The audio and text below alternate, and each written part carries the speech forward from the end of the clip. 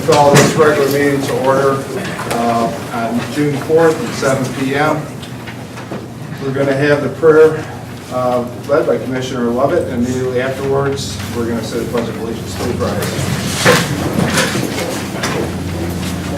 God our Father, we come before you in prayer asking your presence among us.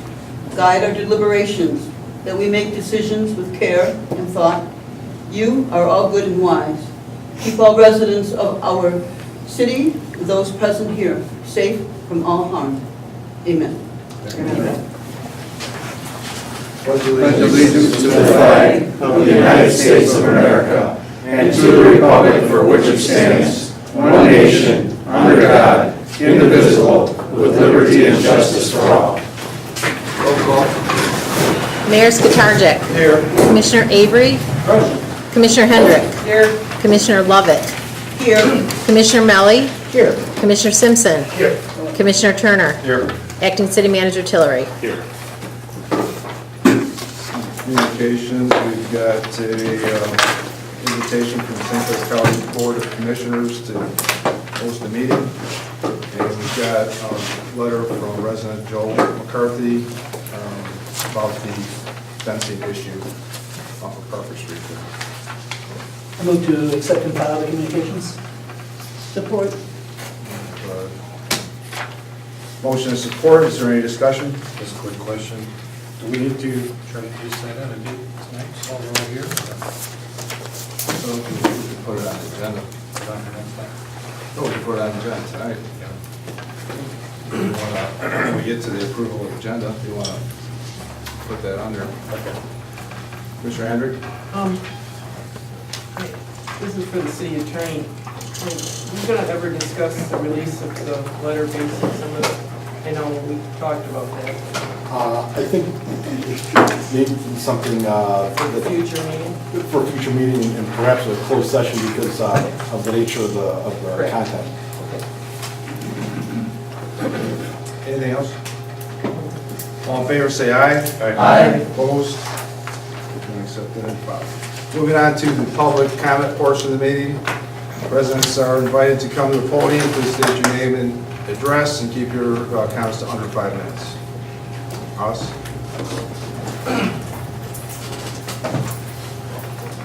Bill Haas, 203 Pleasant Street. Came in late on last Thursday, the last meeting, the 20th was public speaking. Came in and while Ms. Lovett there was reading through her cue cards, she made a couple comments that we shouldn't worry about the speeding police car. When should we worry about that speeding police car? When somebody gets killed? I'm just curious. You know, I came to my commissioners, my leaders, and we have a 3-man police department, I'm not going to go to them. I came to my leaders to ask for that dash cam to be full looked at, and I'm just curious, has anybody looked at that? Probably not. You also made comments about people talking negative and those same people, which I don't know who you were talking about, Rosalie Squires. I know you weren't talking about me, because I've only been here since Chamber of Commerce bothered me. Getting on to a couple other things. We have the water fittings. You say we got a shed full of water fittings need to be thrown away because we can't use them. But then a couple of meetings ago with everything going on, we sold the fire truck to somebody, which they're using the fire truck. Well, couldn't them water fittings be used somewhere? Maybe not here, but there ain't no need to scrap them. You know, if you got $1,000 water fittings, I'm sure they're worth $300-400 to somebody, just like that fire truck was. Let's see what else I got down here. I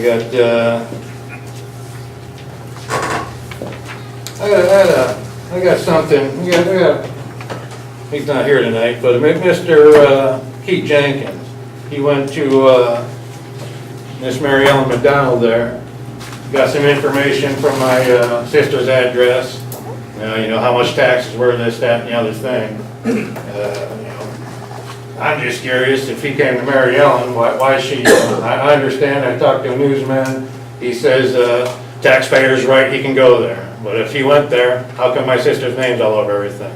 If you were giving something to Mr. Jenkins on a property, it shouldn't have been to my sister's name because my sister didn't come ask you for it. It's public information. I know it's public information. Public information is also on the St. Clair County webpage, which when I went and looked up Mr. Jenkins at 809 South Water Street, He's 100% homestead, but yet his business, North Bay Builders at 809 South Water Street, is also at the same address. So wouldn't that be, you know, I'm not educated into all the politics or calling up the guy up in Greg Hill, the assessor up in Port Huron, but wouldn't that be like a 50% homestead if you're running your business and your home on the same property? He's not running his business out of that address. You know, when you Google it on Google and it comes up 809 South Water for his business. You know, I was just curiosity on that one. You know, like I say, you know, like you say, public information, same thing, you can go, instead of coming to bother you and wasting our taxpayers' money, Mr. Jenkins could have went online in St. Clair County, just like I did, looking up him and other people, and he could have figured it out all by himself. Like I've said before, you know, the money's not the issue here, it goes a whole lot deeper than what's been going on with, you know, like I say, you know, if the cop would, you know, if the police car would have been going to shots fired, officer down, you know, somebody's beating their old lady and dragging her down the street behind the car, you know, okay, you got, you know, rape, kidnapping, and you got justification to come through town like he did. Maybe you guys will look at it, you know, if it's like you see on TV, you got the date, the time, the speed, you know, what I on May 7th, what I told you people about the black truck. I got, like I said, I got people on the Facebook, a couple different, or one said he was almost hit, you know. Cameron, Deckham, there was Dale Williams or somebody. Like I said, just a bunch of people talking. It seems like, you know, I got two daughters, 7th, 9th grade, both top 10 in their class, were honored at the PAC on May 12th for the special meeting, you know.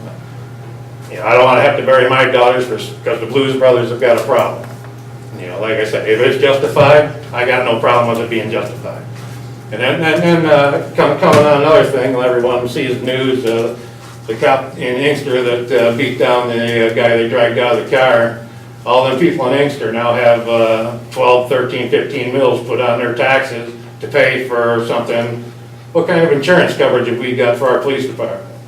And if we go with the sheriff, how much of that, you know, then if we go up with the sheriff, then I'm sure the sheriff is, that money's absorbed, so we wouldn't have to pay that, whatever kind of insurance cost we got for that. You know, like I said, you know, I've got no problem with the issues, but man, like I said, I come to my leaders with a small police department. You know, I'm not, you know, on the 20th, I'm sure if we subpoenaed people to say, hey, what did you see? I kind of felt intimidated by the man sitting on the corner chair. The man kind of jumped on Mr. Melly at the end and the commissioner privilege. You know, like I said, I just, you know, you need to take a look at things.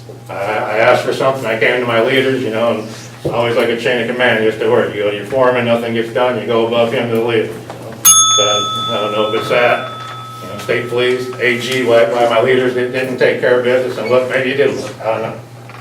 I'm just asking. I ain't into burying my kids, I ain't into having to bury somebody else's kids that go to school with mine for something that wasn't an actual emergency. Thank you. Thank you.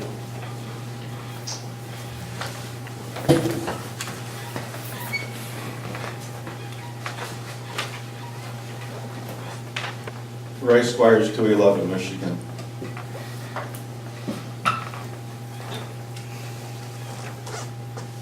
You know, something's wrong if we got so many rich river boys coming to the microphone and saying how everything is hunky-dory in this town and things are just so peachy, you know. And yet we're evidently in deep financial trouble because we're lumped in now with East Point and Harper Woods. They've done the same thing that we're on the verge of doing. So something doesn't make sense. We have rich river boys, you know, that, you know, have the money to pay whatever, you know, tax proposals are out there. Everything's fine for them. They see parking downtown, everything's booming, but I've never seen any data to support any of that. You know, schools are data-driven. Businesses are data-driven. Yet we hear people coming to the microphone and say, well, people are moving into Marine City. Well, the facts do not support that. And when this tax increase keeps going in, who wants to live here?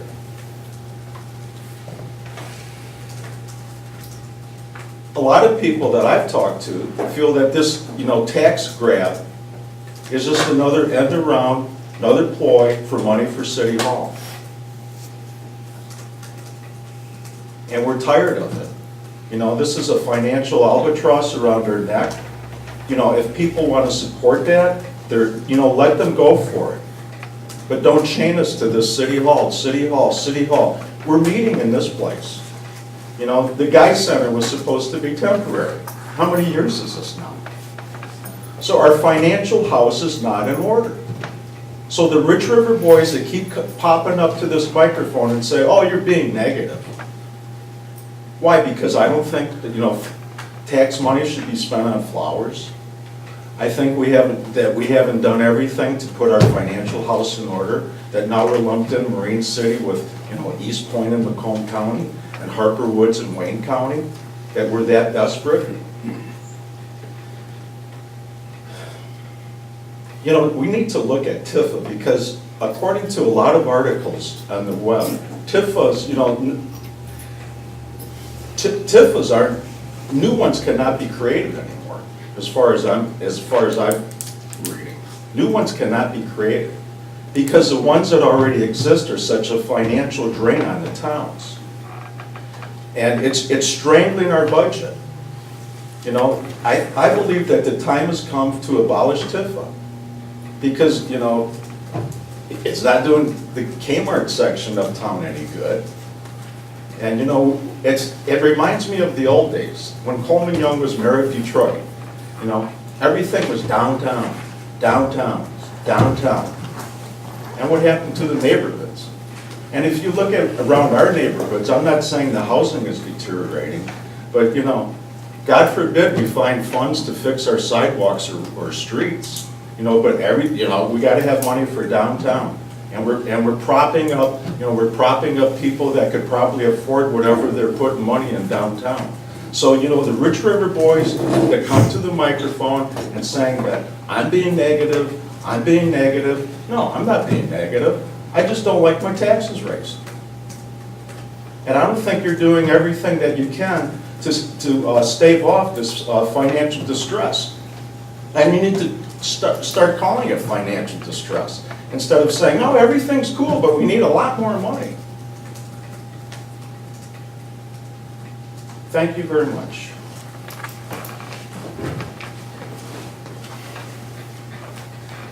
Anyone else? And seeing none, we will move on to item 6, which is approval of the agenda. Did you want to make a motion to add something there? Well, just if we needed to decide on a date to feed back to the county or not. Would you like And make a motion to approve the agenda with the addition of adding discussing meeting with County Board of Commissioners. Support. The motion is support. Is there any questions? Commissioner Henry? Not a question on that, but I'd also like to know if we can add on the discussion on the interview questions. I don't want to discuss the actual questions, but I think we need to discuss how we're handling this. So I'd like to know if we can do that tonight. We don't have a whole lot of time. Okay with it? Done. So you want to put it under unfinished business, or? Yeah, probably unfinished business. So I'd like to add that, yeah. Just interview discussion. Discussion For city manager. on the interview questions.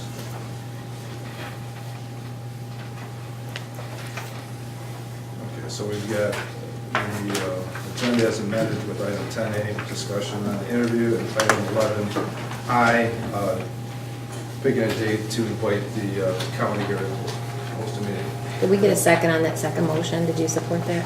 I will. Okay, Jim. So we have motion and support on, actually, I think we're still on the first motion. Oh. They just added it to the first Okay. motion. And then I accepted that. I guess that's how you need to. Right. Yeah. Any other discussion? All in favor, approve the agenda as amended, say aye. Aye. Opposed? Agenda has been amended. Moving on to the approval of the minutes from City Commission special meeting, May 20th. Make a motion to approve the minutes from the City Commission special meeting, May 20th, 2015. Support. Motion and support, any discussion on those minutes? All in favor, say aye. Aye. Opposed? Item 7B, which is the minutes from City Commission regular meeting, May 21st. Make a motion to approve the city commission minutes for the regular meeting, May 21st, 2015. Support. Motion support, any discussion on those minutes? All in favor, say aye. Aye. Opposed? Minutes have been approved. Item 8A on the consent agenda is special event Marine City Music Festival, and item 8B, which is a business license for the Alley on Broadway, a new carry-out restaurant. Make a motion to approve the consent agenda and place on file. I'd like to comment on it before we just bury this. Well, we had discussion after, Okay, give us so some word. Fine. Okay. Any discussion? Yes, please. On the music festival, which I think is a very good thing, I don't see anything in the application that would indicate how we're going to handle the situation of following the noise, our city noise ordinance and possible OSHA violation. I speak as somebody who has ruined their hearing by a choice of location that's had loud noises.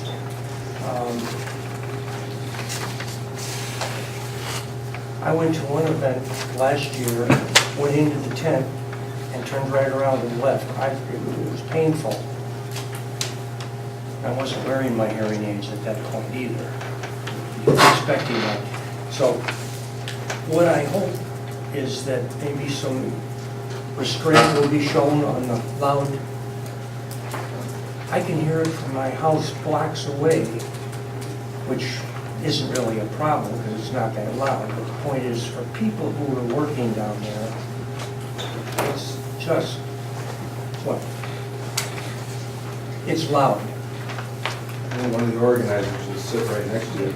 I can comment on what we've done to mitigate that. We've changed the placement of the stage this year. So the stage actually, the speakers will be directed towards the beachfront, and which is the best orientation to minimize the noise. We've also went to a distributed speaker system. So there's smaller speakers just outside 2 tents that we have here. So the thought is with more speakers closer to the audience, we can run them at smaller, lower sound pressure levels.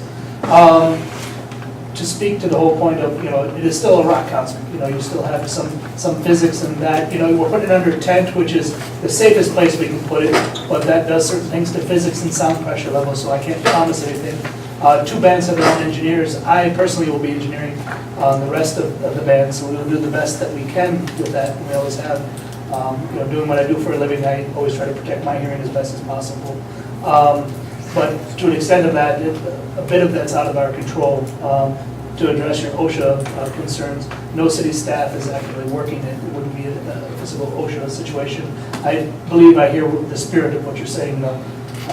So we've tried to alter the stage in the best that we can fit. We've gotten a larger tent this year with a taller roof that will hopefully contain that. The next size tent up was another $6,000, so we try to do the best we can with housing. The tents adjacent to properties, so what would be the west, north, and south side of the main tent will also have sidewalls in the majority of it that will also help to contain the sound as best as possible. When we were talking with our tent vendor, we also discussed some noise baffling, the types of tents that we can put on the structure will not support those. It's just they're too heavy, so we've tried to pursue as much as possible. Thank you. It was just a fact that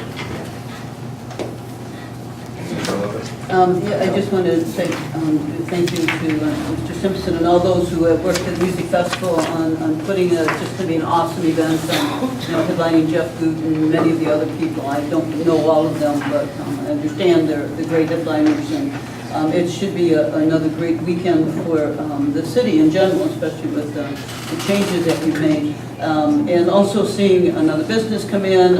I stopped by Marcella's today and the new flower shop, and it's great to see businesses moving and opening up in some of the empty storefronts. And Marcella, the little ad here is we'll be starting wiring flowers tomorrow. So we need flowers is a great place to go. Anyone else? All in favor, say aye. Aye. Opposed? Consent agenda has been approved. Thank you, Board. All right, I'll make motion to enter into a public hearing for the disbursement of PA 33 special assessment. Support? Motion to support, any discussion? Oh, time is 7:20. Are we going to discuss holding off of some of that payment, some of that, using that money? Oh, we already discussed. That's part of what we just need. Public hearing. Right, all in favor, say aye. Aye. Do we need a roll call for that? Just do a roll call. Commissioner Avery, Are we voting for it? To go into the public Hearing. hearing. Oh, well, yes. Oh, we're going to. Commissioner Hendrick, Yes. Commissioner Lovett, Yes. Commissioner Melly, Yes. Commissioner Simpson, Yes. Commissioner Turner, Yes. Mayor Skatarczyk. Yes. Motion carries. All right, we are now officially in a public hearing. Residents are invited to come up to the podium to speak on Public Act 33 disbursement. Please state your name and address. Keep your comments to under 5 minutes. You will be allowed to return to the podium once everyone has had their turn. Is there anyone that would like to address us during this? Is this just on this 33? This is just on the Public Act 33. This is public hearing. Okay, that's all you can speak on, okay. That's what this portion of me is about. All right, seeing no one that wants to address the commission, I'll make a motion to close the public hearing at 7:22. I'll tell you what, Mayor, can I just say a few things? That's what we're here for. My name is Mark Tiedemann. I live at 505 Union Street. And concerning this, I'd like a local police department, but it's costing. This police business seems to be getting out of control here.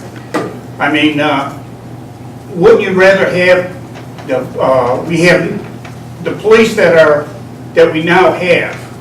They don't live in Rain City, so they're really not giving anything back to the city as far as living here. I mean, wouldn't you like to see people that live here being the police? Should we make some kind of, That's not illegal. You can't have a residency requirement anymore. well, you can't have shouldn't we look into that, at hiring people that live here in Rain City? And if we can't, well, then maybe we ought to look at the sheriffs a little bit more sternly until we can. I know they're not living in the city, but they are busy with the city. They're part of the Little League. They live in the surrounding area. They do, patronize the places in Marine City. And the lieutenant does live in the city. Which one? I mean, Tesla. Heslop? Oh, I thought. Nope, you live in the city. So our lieutenant does live there in town. okay, I mean, I like the local police department, but, if they don't live here, and we have none. There used to be a time where a city could require workers to live within the city limits, but That was in the early 80s, Early and then 80s. early 80s, federal law changed, and that allowed them to live within a certain radius of any employee, not just the police department. But at one time, when I first started working for the city, you were required to live in the city. all right, thank you. Anybody else? All right. Seeing none, then I will make a motion to close the public hearing at 7:24. Motion support, any discussion? All in favor, say aye. Aye. Opposed, public hearing is now closed.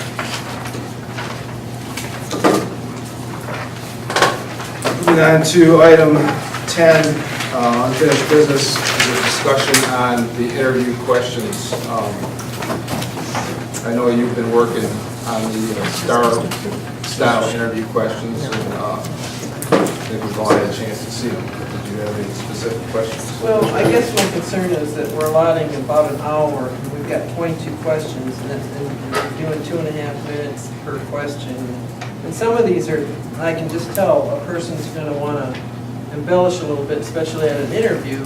So I'm concerned that we're gonna run way over and try to keep our time with the volume of questions. And I think even Mr. Avery also said that some of these may overlap, and I think some of them do. So I'm wondering if we can. Do you still remember how many questions we had on DPW directors? We used the same format with DPW directors, and there was 3 of us sitting on there. I think it was a similar length. Yeah, I don't believe any of the interviews lasted more than a half hour. It was a similar number of questions, for sure. And a little bit of overlap is kind of strategy, actually, because you get to see if somebody stays consistent with their answers. So you think you'll get through 22 questions within a half hour? Originally, there was 15, was there? 14. There was 14.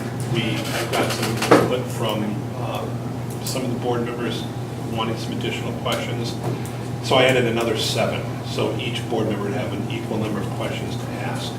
We can always take out any number you guys want. I just wanted to keep it as fair for you guys as I could. So each person has 3 questions to ask. We can drop it down to each person has 2 questions to ask, or have an uneven number of questions, whatever you guys want. Well, when I read it, I didn't see any questions on public relations, and I didn't see any questions on government relations, like city manager, how he did handle and work with the commission. So I asked for those items. I don't know what else was added. I'm trying to remember, there was, I don't have it in front of me, so I can't remember exactly what was added. I just want to make sure, because I mean, you know, we're going to do 5 in one day. It's going to be a long day, and that's a lot of questions. And I really think, you know, people are going to want to impress you, and they're going to want to, you know. I That's agree just my that is a lot of concern. questions. What does ease the burden a little bit is, I was going to put it in my city manager's report, we are down to 4 candidates to interview that day. Okay. So that will ease it a little bit. For what it's worth, I have no problem with, the equal number of questions per commissioner. I don't think that matters. I think it's the content of the questions and the response. As long as we, have some sort of rotation of who asks what, I don't think that's an Or issue. if we stick to a strict time limit and don't get a chance to answer the last few questions or whatever with a candidate. I'd have a problem with that, though. I think we'd want to ask everyone all the questions, and it's not about time, I think it's about, a good process. I think that would be an impartial process. When you're adding up points too, so you I gotta. guess the fact that I actually did this once, and we did it with a 3-person panel, the answers aren't going to be quite as long and involved as you'd think. Sometimes they struggle even to get you. I think the difference is, for some folks who may have interviewed in a different style, other styles you tend to have maybe some more follow-up questions, where when you stick to the STAR format, you really have to stick to that Right. format. Follow-up questions are not germane to that process typically, so I think that's the difference. In a regular format, you may go off on a bit of a tangent, but to do that right, those answers tend to be a bit more succinct, lengthy, but more succinct, and there are no follow-up questions, you stick to that. Well, there is the occasion where if somebody says something that you just want to clarify, it, maybe don't quite Yeah, understand. clarification is one thing, but Yeah. What I would suggest is we all take a look at the complete list, and if we see anything on there that we feel could be removed, then we'll shorten it up a little bit. But yeah, now we're talking about 4 people. Yes. We haven't lost one of them yet, have we? No, we lost one of the main candidates, withdrew. His wife didn't want to move, and our alternate couldn't make that date. So, I mean, it's a pretty important, hire. It's probably the most important person we're gonna hire ever, so. I just want people to have enough time or to feel comfortable enough that we're not rushing them through, you know what I'm saying? Yes. Because even with this process, they say to let people have their time to get their thoughts together so that they can answer the questions also. So I don't want somebody to think, oh, I only got 2.5 minutes, and then there's the block. so with that withdrawal of that candidate, gives us another 15 minutes per candidate, roughly. Yes. Okay. Yes. I mean, we got time before the meeting, just if we'll take, I haven't seen the complete list of questions yet, you haven't made those available. Yeah. Got it, and I have both are email. One of them I are. was digging a 400-foot-long trench today, I didn't have time for that. You dig with one, read with the other. Yeah, but it did, with this thing, you needed both hands. Well, and you also want to give them a little time, I thought we were going to give them a little time too at the beginning so that they could give us a little talk on themselves, you know. So as long as I just don't want people to feel rushed, I agree. Well, that's all. I've taken a whole day off of work, so I'm here for however long as people want to talk to us. So I want to get the right person, hopefully. Yeah. So do we want to put some type of time on to get back to him so that we're not dragging this out, or? If you guys could do it as soon as possible. Joyce Parker is waiting for me Okay. to move the process forward. I said I wanted to wait till after the meeting tonight. So if I could get this to you tomorrow, we could probably get our information packet from her as quickly as it would speed it up a day or two. End of day tomorrow? Sure. That's fine. It'll be easy for me to take them out once we decide which questions to take out. We'll just rearrange the scoring matrix and send them out. Okay. Good enough. As long as we don't have a requirement to have equal numbers, I never even thought about that. So it's a case of just looking at it and deciding if we can combine. But I do agree that you'd like more than 3 minutes to answer something that's important. We're asking people to come a long way and do this. A normal answer on a start question probably won't take 2 minutes. It's made to push information out and. Depends on the person. You get some people that like to talk and can embellish. They That can is really, very true. That is very true. And especially this type of job.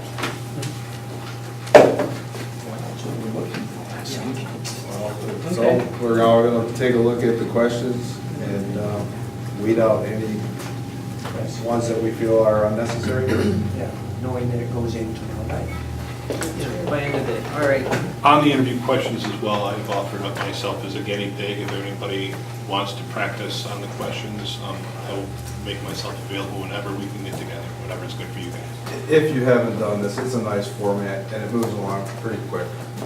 I mean, I thought it worked really well for the DPW. Mr. Etrich, how did you feel that was the type of question? Very good. Yeah. Nervous, but very good. Yeah, and your answers. I think I kept hearing, oh, I didn't answer that one right. So I think it'll work out good. If we get rid of one or two, then we'll be fine. Anybody else on this topic? Moving on to 11A, which is the Council on the Aging. Did they have a representative here? Yes, they do. Laura.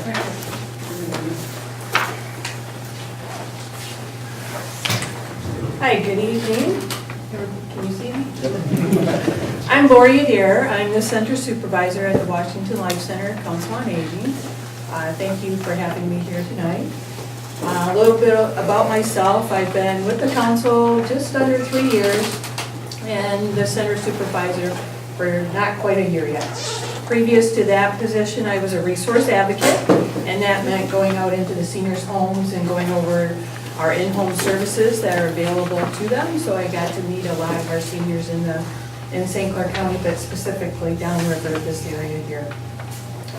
A little bit of background on the Council on Aging. I don't know if everybody's familiar of what we are all about, but we're a nonprofit corporation created to provide programs and services to the seniors in the county. The mission is to keep the seniors living independently in their homes for as long as possible, which will enhance their lives, and that no senior in the county will ever feel that he or she is alone. I'm sure you've seen our Meals on Wheels truck that go out every day. And there are eyes and ears out on the street, and there's been numerous occasions that they'll call us and say, you know, there's a medical condition, so we hop right on it and we go out and call 911 and provide any services that are needed. Since 1968, the Council on Aging has worked within its resources to provide, develop, and expand to meet the ever-changing needs of our seniors. In the 2013-14 fiscal year, the Council on Aging served over 10,000 seniors in St. Clair County. And here in Marine City, I think we saw just over 4,000 that came to our center through our center doors at the Washington Life Center. We also had more than 24,000 volunteer hours at the center, all centers. And we have 4 multi-purpose centers in St. Clair County. We have the Yale, K-PAC, Port Huron, and the Washington Life Center in Marine City. So the volunteers, they're our backbone. We have in our center a gift shop, and they volunteer. They're all handmade items there. They deliver the holiday meals. I think last year we did the Big Wheels delivering meals, and I think we do that every year. So I'm not sure if somebody from here were delivered the holiday meals for us, so we appreciate that. The Council on Aging relies heavily on the senior citizen service millage passed generally state and local funding, as well as donations and membership dues. It is a great pleasure that we provide a glimpse of the many programs and services offered through the outstanding community resource for active and vital seniors, as well as the frail and homebound seniors. So I'm here tonight to ask you to consider an appropriation to help defray our expenses at the Washington Life Center. Our ever-growing senior population is actively making use of our center. As I left there tonight, the parking lot was halfway full with participants playing pickleball. So the gym gets used very frequently for those types of things. Volleyball, we have basketball, a men's league on Monday nights for those types of activities. So we have to raise funds for maintenance and building expenses, for lights, electricity, water, lawn service, and snow plowing are some of the expenses that we have. As I said, last year we served approximately 4,000 seniors at our center, and we accounted for 18,088 program units at the center. And a program unit means when you walk through the doors, there's a sign-in sheet. I think there was a sign-in sheet here. So that's how we account for the activities and the usage at the facility. So if a senior comes in, they sign in at the door. If they stay for lunch, they sign in there. We have quilting, we have puzzles, we have art room. We just started a new pottery class that started today, and that was pretty amazing for everybody's abilities to do that. We have a full daily schedule. I think I dropped off to Chris last week the Senior Happenings Bulletin. I don't know if you've had a chance to look through that. So every day there's something going on. There's yoga, there's total rebound, there's, as I said, the art classes. We have mahjong, bingo. I mean, we keep them active, and we have walkers that go through every day. I got a Fitbit now, so I walk about 3 miles a day, 10,000 steps a day, so we get a lot of activity in there. Some of the other programs that I mentioned, of course, was the health and fitness. In our Port Huron Center, we have the Star Path Adult Day Services. I don't know if anybody is aware of that. And that is for one of your loved ones that may have dementia or Alzheimer's. The loved ones are able to take them there, and they'll have some respite care where they can do doctor's appointments for themselves or shopping or just have a little break. And their loved one can be there and have lunch and get a shower if they need it. They're engaged in different social activities, and they go on outings. So it's a fun day for them. We also provide transportation. I'm sure you've seen our transportation bus that goes through the city. And we're able to pick up seniors that are not able to drive any longer for multiple different reasons. And they come to our center, like I said, and they'll eat lunch with us and play bingo. That's a big thing. They like to play their bingo game. Also, we have the in-home senior support services. I think I included a tri-fold brochure in there for you, and that would mean, like the Meals on Wheels, personal care, if somebody needs help with showering and things like that. We also do chore services, such as mowing the lawn. Some of them, they can't do that any longer. Clean out their gutters, wash their windows, clean their carpets, so we have all those services available. the longer I've been doing this, a lot of people just don't know all the things that we have. So that's why I'm here today, to enlighten you of all these services. Light housekeeping, they can do grocery shopping for the seniors. I'm trying to think what else we have. Of course, the Meals on Wheels. Last year at our center, we had 4,532 meals that were, people came to eat at our center. Every day, out on the truck, there's over probably 140 meals that we prepare in the center and goes out on the truck every day. So there's a lot that goes on. Here's a couple of fundraisers that we've done in the past. A month ago, we did our 4th annual Blessing of the Bikes and Poker Run, and that was well received, and people come back every year for that, and they like the route, they like the scenery down here along the river. And 2 weeks ago, we just had our senior prom. So we like to have seniors from the local high school, Marine City and Cardinal Mooney, and they came and helped us decorate for our senior prom. So it was our senior prom. So it was a lot of fun. They had a lot of fun there.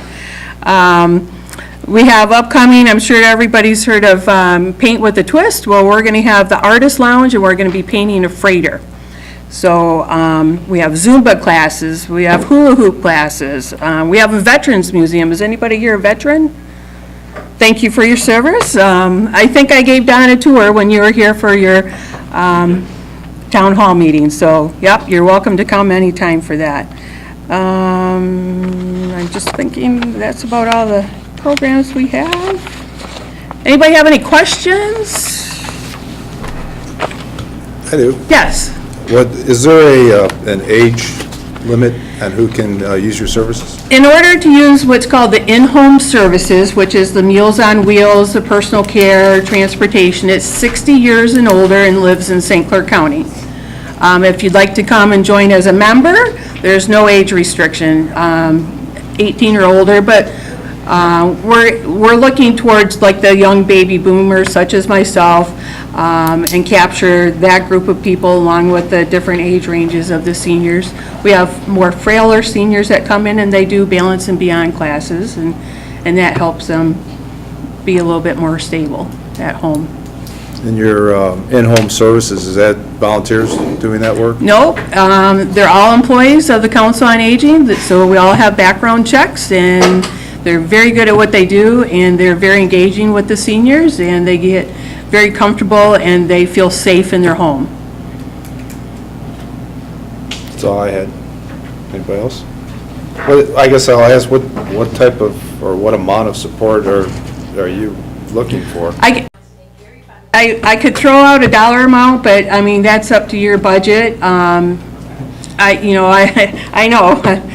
But I've sent out letters not only to here, but also to the East China Township, all the surrounding townships, Casco, Ira, Clay Township. So, I mean, it's whatever you have available to help support our activities and programs there. How is your funding now? I mean, with the tax money that you get and the donations, I mean, are you struggling to keep that building maintained? Let me see, I have the breakdown here. We have the senior millage and then the federal and state grants, which is the Area on Agency on 1B, the foster grandparent programs.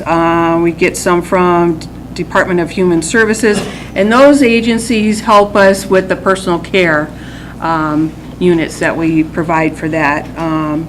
So it as a nonprofit, it can be a struggle at times to keep under budget, and we try to keep under budget and make ends meet that way. So we're always doing fundraisers. I have a question, and perhaps you don't have the data to answer this. Approximately, in previous years, in general terms, what would you say the percentage of the budget for Council on Aging is from additional appropriations beyond the senior millage? Do you have any indication? I have, we just had our annual awards meeting. I only have one copy here, but it's our funding sources here. So the breakdown is the senior millage. I can run out these numbers for you if you'd like. Was $2,761 Federal and state grants was $1,476,000. And then that captures the Area on Agency on Aging, the Federal Foster Grandparent, Medicaid waiver, State Foster Grandparent, Department of Human Services. We have service donations of $438,000. MDOT provides $349,000. United Way of St. Clair County, $15,000. We have membership dues, which is $10 a year per person, or if it's a married couple, the membership dues is $15 a year. And so that was $14,528. We have interest income and some other income. So that's kind of a gist of the breakdown of the income. I hope that answered your question. Was that for the whole? For the whole area, county, for all the of whole St. Clair county, not just Marine City, it's for the whole county is what it is. Our current executive director, I don't know if you know her, or Laura Newsome, but she will be retiring on June 30th, and so she has worked very hard on her senior millages and to keep us fiscally responsible for the last, she's been on board, I think, almost 30 years, so she's very, she will be well missed when she's gone. Scott Crawford will be the new executive director, and he will take over her position in the end of June, another month. So, yes. Prior to you moving to that building, when you were down at the Cherry Beach Center, the city did give them $500 a year. Just if you were asking for a number, that's what we Thank you. always gave Yeah, in the that's past. prior to me. I've only been on board 3 years, so I don't know all that history. Debbie Harity was the previous senior or center supervisor, so she had all that when she retired, all that history No, information. that's what we gave in the past. Okay, However, we don't yeah. have it in the budget. I'm just throwing that out. Any other questions? Getting money from the businesses? We do. Well, we ask for donations as far as, like, I just mentioned we had our poker run. So our volunteers would go out and ask for, say, gift certificates or you know, free pizzas or whatever to give out for our fundraiser. So that's, I don't know if that answered your question, but as far as. Well, it's good, yeah. Yeah, Instead of but just as far cash as, let's say, you know, like Anita's, we would solicit them for a gift card for a fundraiser of some kind. So we're giving it back that way, so. We gave out a lot of free haircuts, I think, that day, too. Well, it's a wonderful service you provide the community, and it sounds like you're doing a great job, and I'm Thank sure you. Yep. the senior community really appreciates, which I'm not there yet. I'm still not I'm able sure to you have a loved qualify. one, parent, grandparent, neighbors, you Is that how know. you wanted to find out what the age was? Yeah, I got one more year to go. We're tapping into the young baby boomers. I was like, oh my God, 2 years ago. But you can come and play pickleball. I mean, when you're not digging a ditch. I don't know, digging those ditches is a lot of fun. Does anyone else have anything else? Thank you. Thank you very Okay. much. Thank you very much for considering our request. Did anyone want to make a motion or have any other comments on this? I know there was another group that we used to donate. I don't know what's happening with that this year, because I know the woman. We already did it. It was done in Did you? July, Okay, so that's already in there. and that was in the budget. Is that the group that plays cards? that Yeah, we it just used played? to be. Yeah, Marine okay. City Senior Citizens Yeah. Group, Yeah, how much do we, 500. 500? we've always traditionally given, 500 caps. And like I said, that was when they were down. Did we in do it Cherry. last year? We didn't do it last No. year. We haven't done it since they've moved to Washington. Yeah, we haven't done it since, I think I've been involved. I know some of the background as to why they kind of haven't provided them with it, is because whenever this recreation department needed to use their services, you know, we had to pay for the use of the building and stuff. So, you know, that was part of the reason that they stopped donating funds there. The last time we used the hall, did we have to pay? Yes. Like I said, one way to contribute is by running their facilities, so. Well, I'd still like to see if we can't find somewhere that we can squeak in a $500 at least donation. Go back to it. Are you making a motion Sure. to provide? To try to provide a $500 donation, at least. Is there support for that? I'll support without raising the budget. Just, well, $500 I think we'll find in there. It will come out of your general fund budget.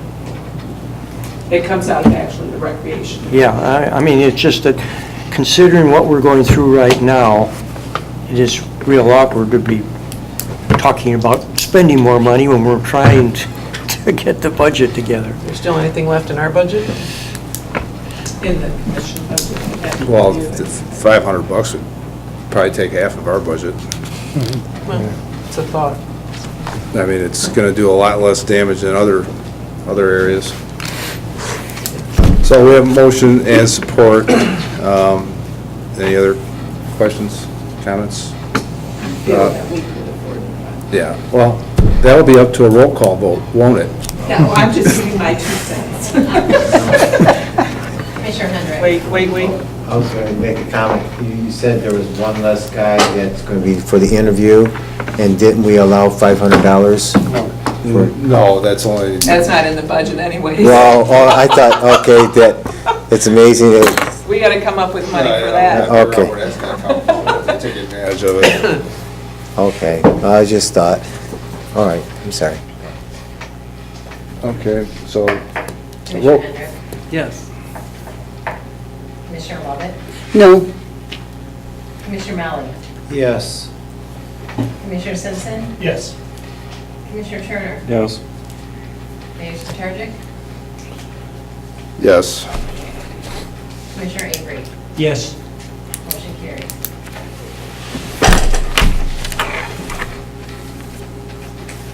All right. Well, it should help do something. Moving on to 11B, which is Resolution 09-2015 for the disbursement of PA 33 special assessment. Your Honor, before the commission is a proposed resolution that would disperse the Public Act 33 special assessment monies that were sanctioned by commission resolution last month. The Public Act 33 special assessment is really a two-part process.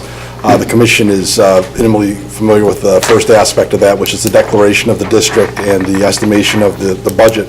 But once that declaration is made, that determination is made, and there's an intention indicated by the commission to proceed, there's a second resolution that's required, which is before the commission tonight, which actually executes that intention. And I'll sort of skip the recitals here because they're essentially just a rehash of what has come before. But the resolution itself, it's been determined that a millage of 3.0450 mils on an ad valorem basis would meet the goal stated by the commission to raise the money targeted. The special assessment levy will be listed on the tax rolls of all the property owners within the district in a column that's provided in the regular tax roll.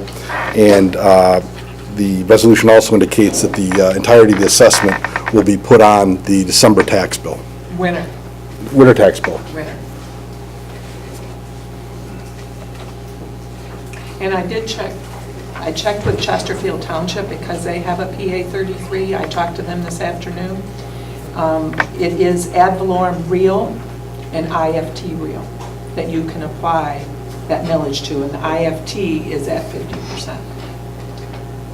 Just so you know, I know you said ad valorem, but IFT is also, but just real property only. Any other questions on this?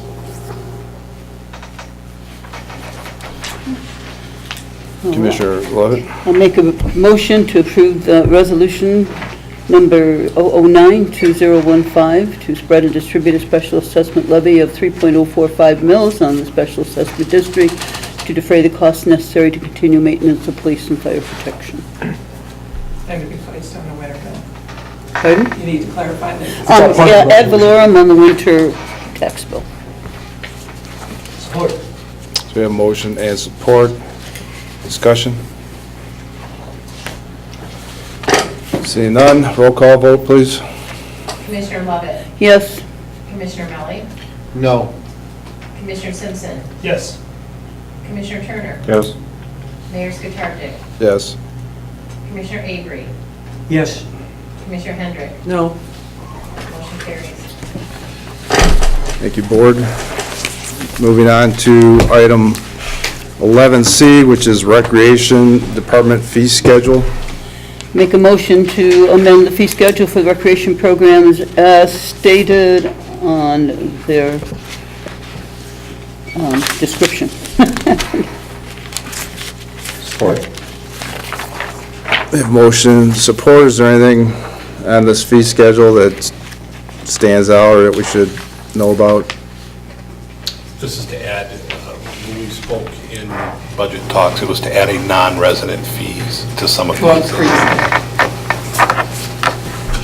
So is that the primary change in here? They're non-resident fees? Yes, So for residents, it's pretty much unchanged? I believe so. So I'd have to go line by line, but I believe it's pretty standard, is it, Mary Ellen? Actually, I haven't looked at it. I thought there was a couple of them that did change. It wasn't nearly as much as the non-residents. Yeah, she's made a few adjustments. Just $5 per person per program. Yeah, 'cause she's showing here. Yeah. She showed you what the current was and then what the proposed. Yeah, like competitive swim went up. And see who's. Yeah, essentially, she tries to keep this fees paying for it, programs paying for themselves, so. Every year, when she takes a loss, she kind of makes an adjustment. For what it's worth, I was at my parents' house and they received their packet of offerings for the fall, and I just compared sort of ours to theirs. They live in Macomb Township, and ours is a tremendous bargain compared to what they pay. They also have a huge rec center, but you pay a fee to be a member there even if you're a resident, so I just, and then it has had me cause to look up, when I was over at another friend's house, they live in Rochester, and it's even more of a bargain than what they have, and they have fewer programs, a lot more people and fewer programs, so I think for what we have and what we pay, it's a really great service. Anybody else? We do have motion and support on this, right? Yes. Right. We're not spending money, we're collecting money, so all in favor, say aye. Aye. Opposed? It carries. Moving on to the cancellation of the July 2nd meeting. Make a motion to cancel the July 2nd, 2015 meeting. Support. Yeah, we don't have to cancel it if we don't want to, right? We don't, but. All right, so we have motion and support. Is there any discussion on the cancellation of that meeting?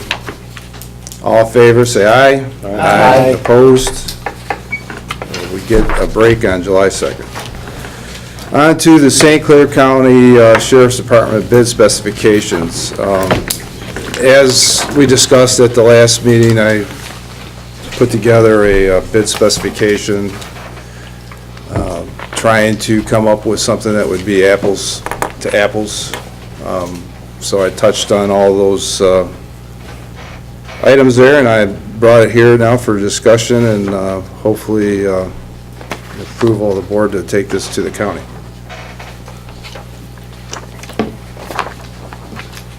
Is there any questions on this? Not a question, just a comment that it's well done covering things that we hadn't seen listed before.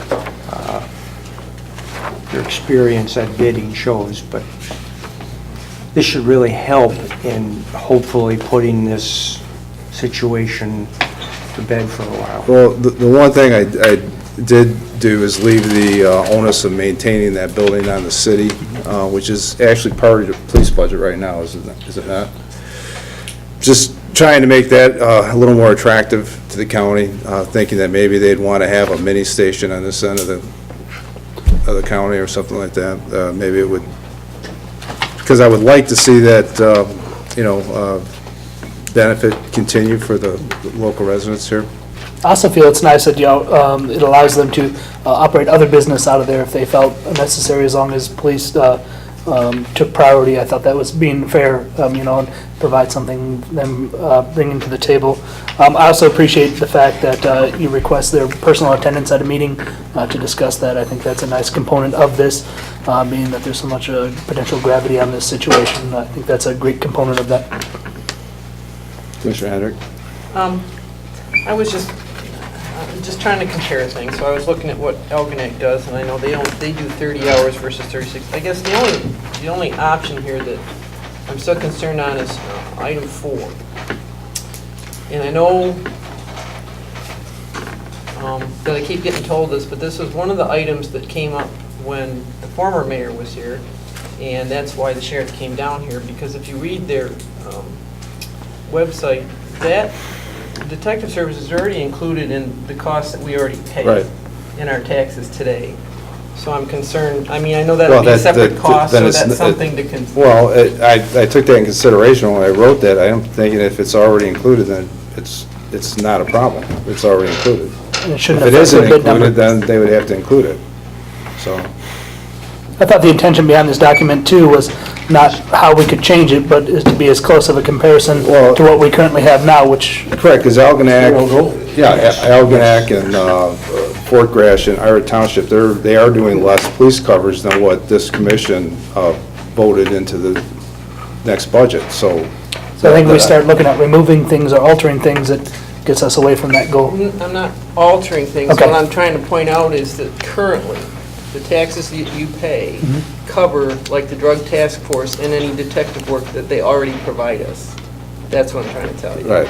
So that shouldn't change the bid amount. Yeah, it should be a 0 spot on the bid.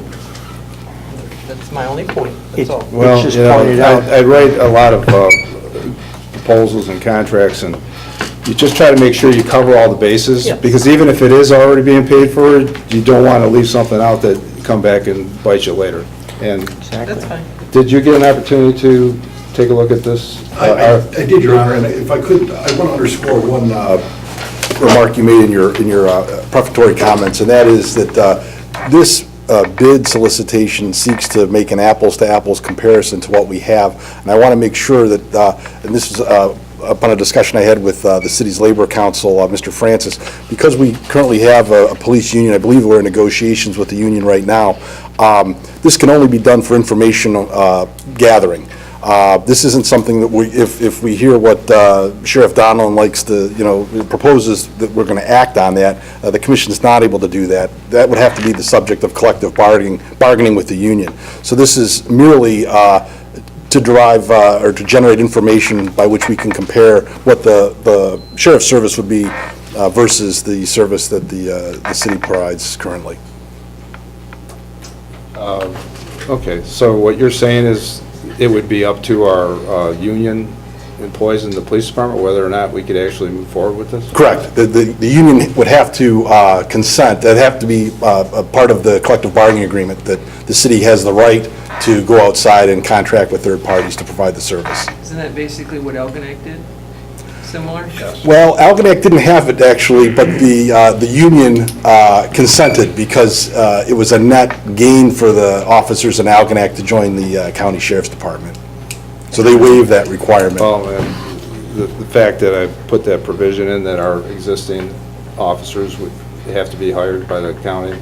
Oh, yeah, I mean, that would be part and parcel of this. But yeah, I just want to make sure that, the commission understands. I'm certain that the sheriff does. They're not here trying to get a yay vote on their proposal. It's merely being offered as an apples-to-apples comparison. One issue I had, sir, is on item 1, we're missing 8 hours. The lieutenant is not included in this, it's just patrol hours. However, the lieutenant, part of his duties are being a detective, but part of them are patrolling and backing up as well. So we're missing a significant, 8 hours a day is 20,000, or 2,080 hours a year. So we're missing a substantial amount of current coverage for an apples-to-apples comparison. We're missing that. Well, he is a supervisor, correct?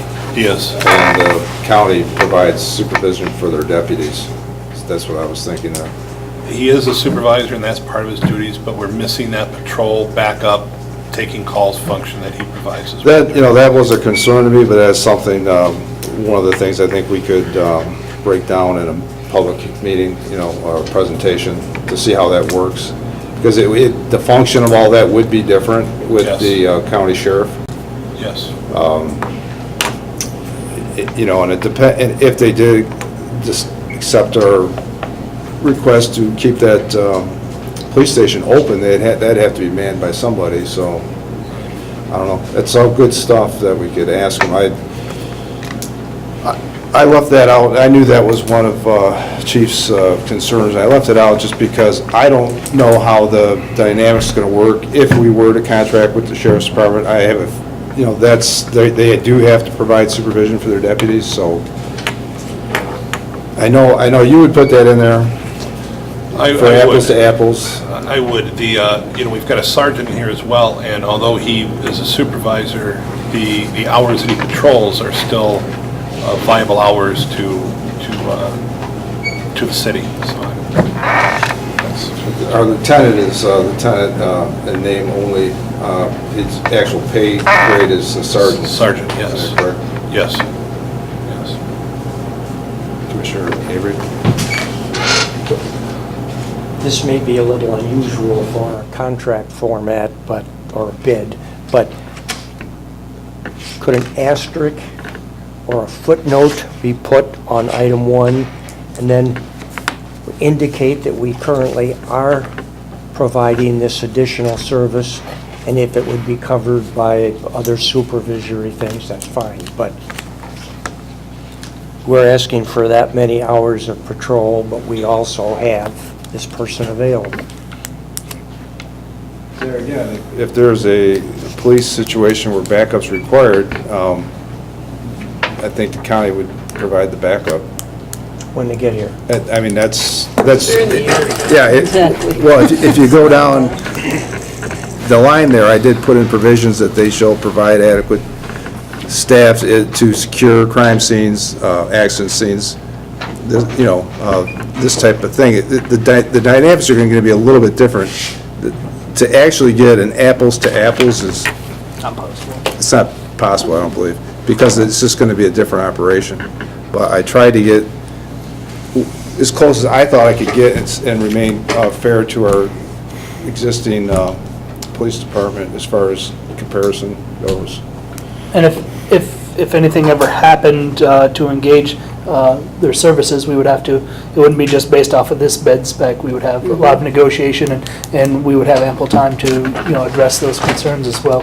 And what I would The request... chief's concerns notwithstanding, it just shows how complicated this issue becomes, even as close as you can make it. But, just because it says in this bid spec, and they did produce a number, if and when we got to that down the road, all that would still be negotiated. Commissioner Levitt? I am totally against this whole process because I don't believe there's any way we can adequately compare the two services.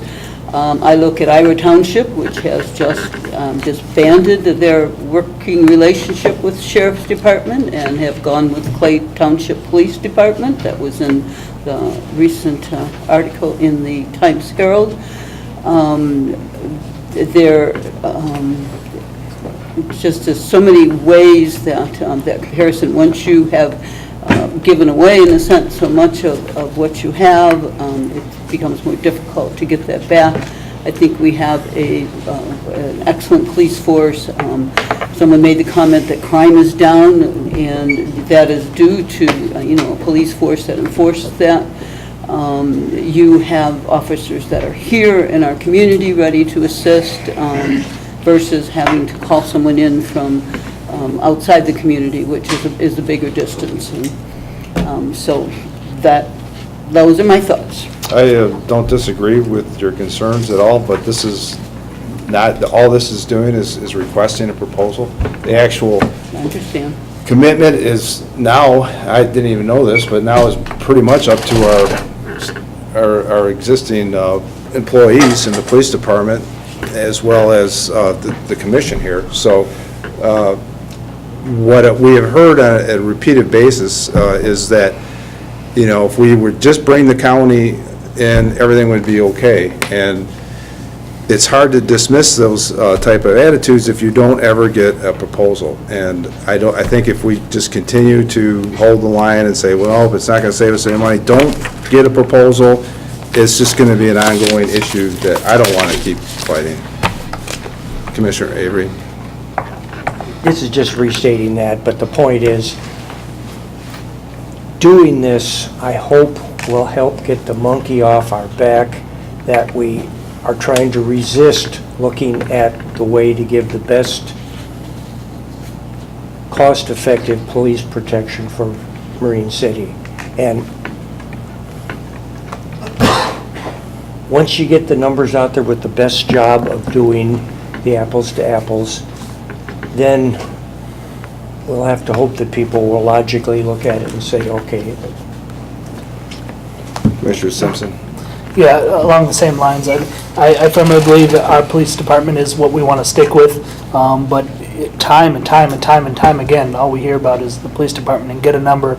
So I think, you know, this is the responsible thing to do to get that data. You know, a couple of people tonight, you know, said using a data-driven approach. I think that's the only way to diffuse that situation and to be able to intellectually discuss that, you know, numbers to numbers. It's an unfortunate reality. I have the utmost respect and trust in our personal police department in Marine City, and even if they came in at a less rate, I don't think that that's the direction we want to go.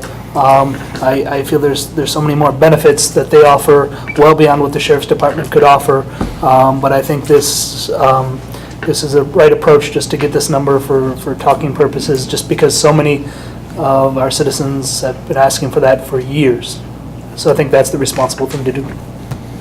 Commissioner Lovett. I still don't see that this is an apples-to-apples comparison. I think Chief Tillery already brought up the concept that we have an extra officer on board here, and I've seen him out in the community working and doing things and helping out where needed. And secondly, also, the services that are available at this department are not listed here, where you know, people can come in with you know, different, we have fingerprinting, et cetera. They come in from other areas, to having gone all the way up to Portland in Michigan Avenue there. They can come here, and our own citizens have that availability, and that is not in this comparison either. The other thing I just wanted to point out is that when you do get the number, just don't forget there are some legacy costs that we have to add to. Those separation wages is part of that, and then you would, you know, you'd still have those obligations of the retirement and the No, we don't lose our you still have all obligation. those costs still. Well, I understand what it loses, but I thought it was removed from the PD. I mean, It is, but it's still a cost, it's going to exist. So And they it have has to to stay. be, that's correct. right, there's a lot of different things that would have to go into this discussion. Well, it sounds like those are points that would be involved in a final decision, but how do you compare that cost to what the sheriff offers? You can't. He's trying to get a competitive cost. Well, your legacy costs are built into the contract, these contracts that the county sheriff has written for these other communities. Those legacy costs are there, they're just built in. Okay. What our treasurer is saying is that we still have to account for the legacy costs that were accrued over time already, but then there's the savings from the future legacy costs that you'd have to add in there also. Which is true. We also have stopped some of those legacy costs because any new employees anymore no longer are, you know, our pension. Yeah, but they're not plans, stopped with our everything. two full-time employees. They're not stopped with our two No, full-time that's employees on the correct. police force. Yes, that's correct. I mean, you know, I brought this here, this is a draft document. If someone feels it needs to be changed, I mean, let's discuss it. We can make a change on there. We could request, you know, in-town supervisor for an 8-hour shift if that's what everybody feels would be more of an equal comparison. I put that in an email to you, but I did not add that. I think we should state what time the police department is open, so they could be open for 2 hours and say, hey, we're open. state 8 to 4. I did not put that in there, I wanted to ask your. Yeah, that's a good point. I don't,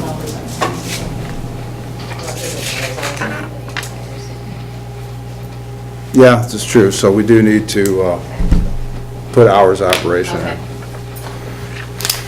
So that's one change. We're going to add hours of operation. What about the item 1? What about the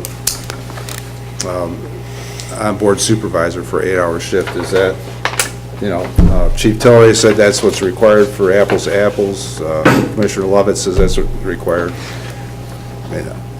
I'm not opposed to that. That is what we have here currently. Yeah, I understand that, but I think my point is that we're already paying for that in our taxes. through the What, to sheriff's have an department. onboard supervisor here on the premises? Well, if you need the person, they're here. You're not gonna need them every single day. It's up to you. I mean, It's up to all of us. it's all up to all of us, and it's one of those areas that I wasn't 100% sure, and I left it out, and I had already had discussion with Chief Tillery about this, and we did not come to agreement on it, obviously. Well, maybe it's something you can put in there, and then if he comes down and discuss it, then we can ask him questions then. Is there a way to address it potentially with a fee schedule? He's, in other areas, he's provided a fee schedule, this much per hour at a supervisor rate. If we could request a fee schedule that we could do the math with and without, that way we're able to. That's what they do Right. for Elgin. Right. I know, so as a, in the bid spec, maybe that's a way, because then we could do the math both ways and find Well, out. the contracts that I've reviewed, they have provided hourly costs. It's all broken down. So maybe that's a way to address that in the bid spec. Obviously, the supervisor rate is more than a patrolman rate. I think what I'm hearing is that we could put in an option that can be exercised at the time of contract for this additional, if it's been priced. My point is, with our current structure, we need a supervisor. I believe it's probably part of the union contract that they have to have a supervisor. So we don't have a choice. We have to have a supervisor on staff. Our sergeant in the evening shift is out there patrolling, but he's the supervisor. So the way I looked at it, the county has to provide adequate supervision for their deputies, whether they're doing it here or somewhere else. They still have to provide that. That has to be built into their costs. And if you really look at their other contracts, they do have that, that's, so much is being allowed for supervision and stuff like that. So that is why, that was my rationale for not including that as a line item. Like I said, you're not going to get it perfect. There's a reason that we have a lieutenant here on staff. We have to. They have to have supervision also, but does it have to be here in town? Probably not really. So, the fact that I'm asking for 2 police cars that remain in town, marked for Marine City police cars, that's kind of what Algonac has. The provision I asked for, that the shifts start here in the city, because right now their swing shifts start from when they leave the county, so that travel time from the county to Fort Gratiot is, they're not actually getting police coverage, but they're paying for that. So, if they maintain the police department, if they start here, then we'll get, their full shift. That's what I was thinking of there. I think that's very important. Oh, yeah, I saw that in there. So, what I would like is the permission of, with that one change to add the hours, I'd like the permission of the commission to approach the county, and I would like to have a meeting with them to explain our RFP, either with the sheriff or to the county board, and then make sure that they will agree to provide us a proposal. Commissioner Avery? I'd like to make a motion that the board vote on allowing you to make this presentation to the county. Support. A motion and support. Any discussion? Just had a question for Mr. Downey. That doesn't violate anything Open Meetings Act wise, being that it is a member of the commission doing that as opposed to the city manager. It speaks to day-to-day operations of the city. Do we have any concerns about that? No, Mr. Simpson. We just directed him, so it's. As long as I get the permission. I just want to double check because that could come up down the road. Commissioner Walden. I think we should also add, if you're going to do this, is a 3-year contract. Not something they do, if they put out a bid 1 year, they're going to change it the next year immediately. That's a good point. I mean, the ones I've read were 3-year contracts, but that should be in our language. We should request a 3-year contract. This one was a 3 years.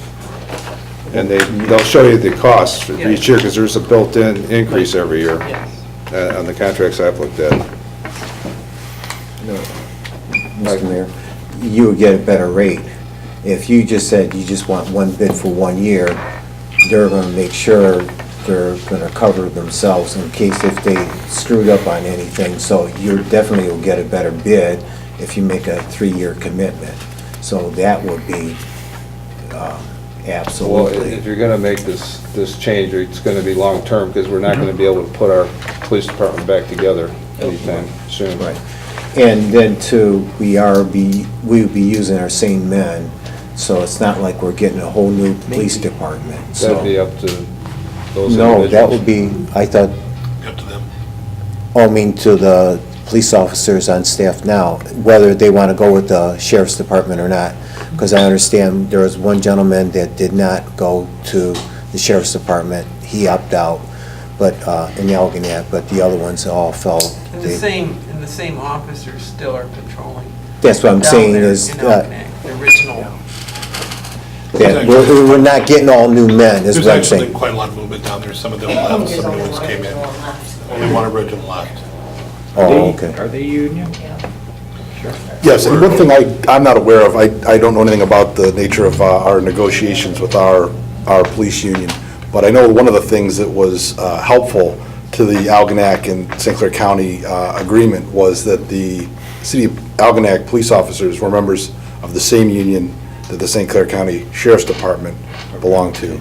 There have been some preliminary discussions in the city of St. Clair, and one of the impediments that they have is that their union is not the same as the union that is run by the Sheriff's Department, so there are a lot of logistical issues there. So, and I don't know what the answer is here in Marine City, but Mr. Francis would certainly know.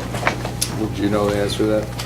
We have POAM. Do you know who the sheriff's I think department the POAM is the sheriff. Okay, we have POAM. POLC is City of St. Clair. Yeah, they used to be. Is there anything else? All right, all in favor, say aye. Aye. Opposed? Nay. Motion carries. So, Ms. Baxter will make these corrections for me. I know she fixed some of my typos. And then I will contact the county. I'll contact the county chair and have him make arrangements for a meeting and present this to them and try to persuade them into providing this proposal. And I'll let you know when I have that date set up. Is the intention to do it at a regular meeting? The proposal would be presented at a regular meeting. Okay. And I'm requesting that the proposal comes in the form of presentation by the sheriff himself or his, someone he appoints to bring it to us. Right. That way we can ask a lot of questions. Good. All right, so moving on to appointment of deputy clerk.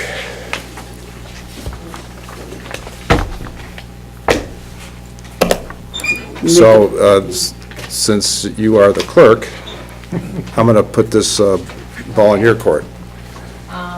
I have become familiar with, as I stated in my memo, with my position. I see that there is a need, kind of a liability to the city to have a deputy clerk in place. If something should happen to me, we have no one to take care of the business of the city that I do. And I have someone in my office that I feel would be perfect for that position, and I am recommending Elizabeth McDonald. And who was the prior deputy clerk? Me. No, didn't we have? There was Anne Marie Singer prior to that, She and left. Corinne prior to that. There's always been one. And I used to be in. And she used to be a long time ago. Yeah, but Lynn was, She was serving as a Like a clerk, backup? a clerk assistant. Mhm. yeah. So deputy clerk, that title, does it come with anything else?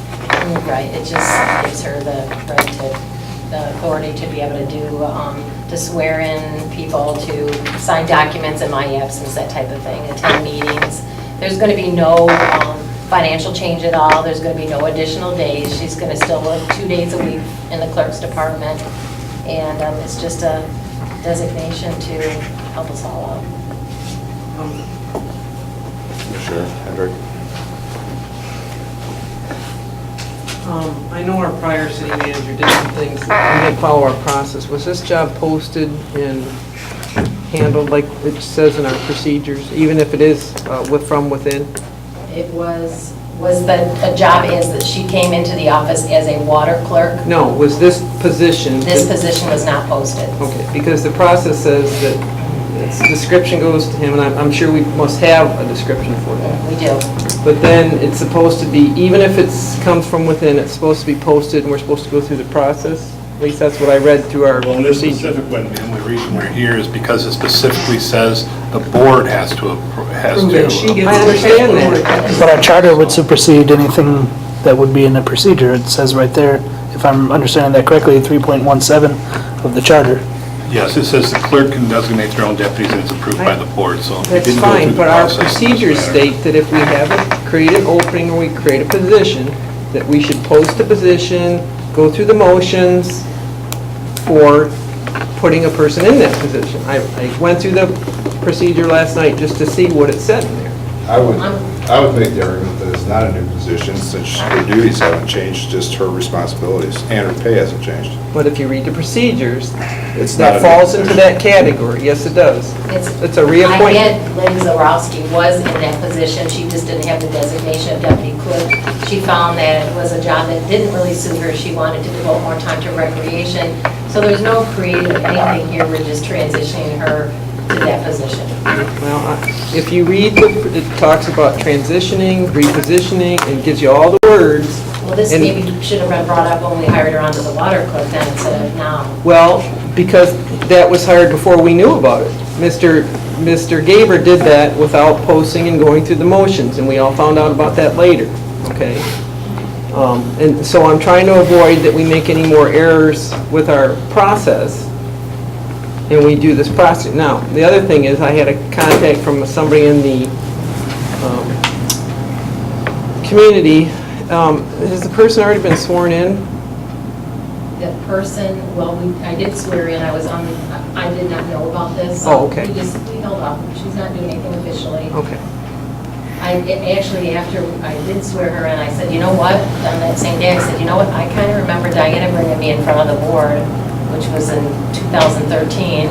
I better check, and I looked, and I saw that she did, so it was an error on my part, I did a little hastily, but I saw that I needed to bring it to you, so I'm doing it now.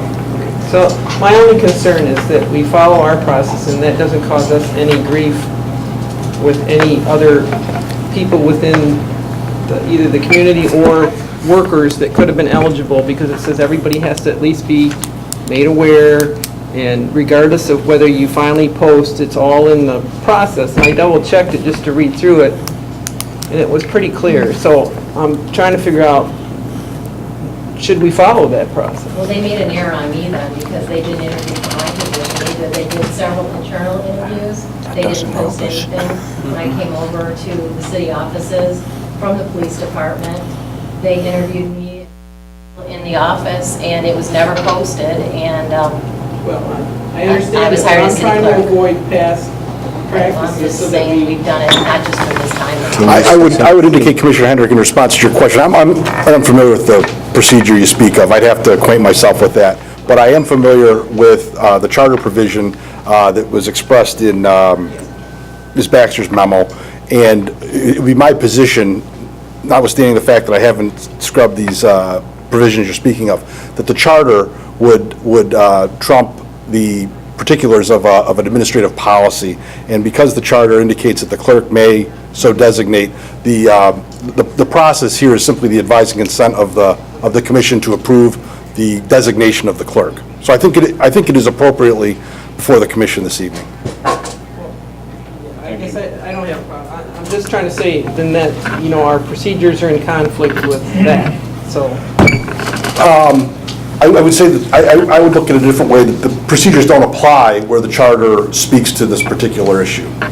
Well, then that would be, almost every job. Yes, but I would say nothing new has really been created other than added responsibilities. Commissioner Simpson? Yeah, that's about what I was just going to say. I think it would be a different situation if we were alleviating her of certain duties and transitioning her to other duties, but my understanding is that's not the case.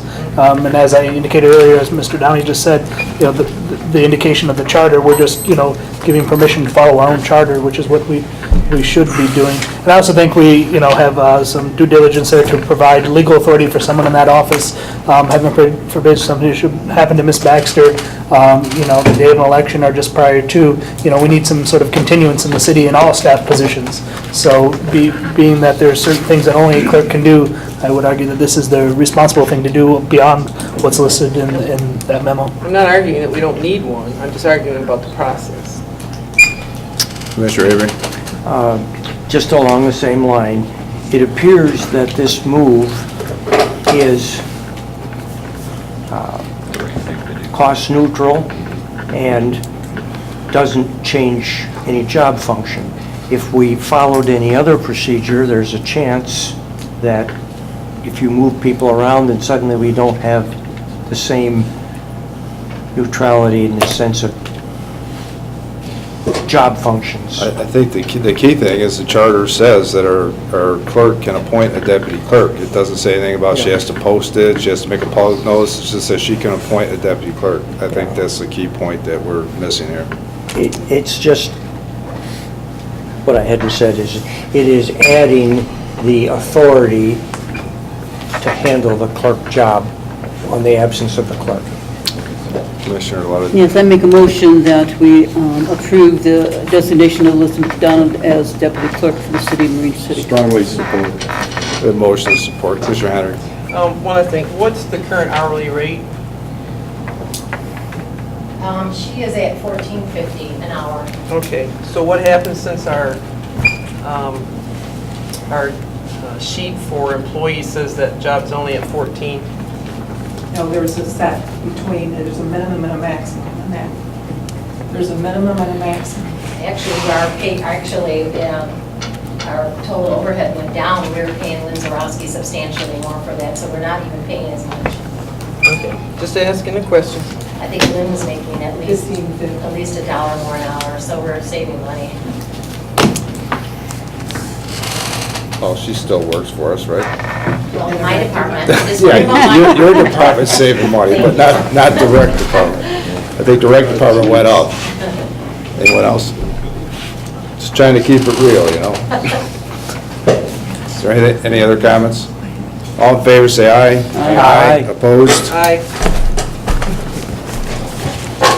So you have the new deputy clerk. So don't be taking a bunch of time off now. Moving on to item 11G, which is introduction of ordinance 04-2015, water and sewer rates. I move to introduce ordinance 04-2015 in regards to the updating of the water and sewer rates as presented. Support. With motion to support, discussion on this. Commissioner Avery. I have a question that probably will be an amendment, and that is item 6, ready-to-serve fees.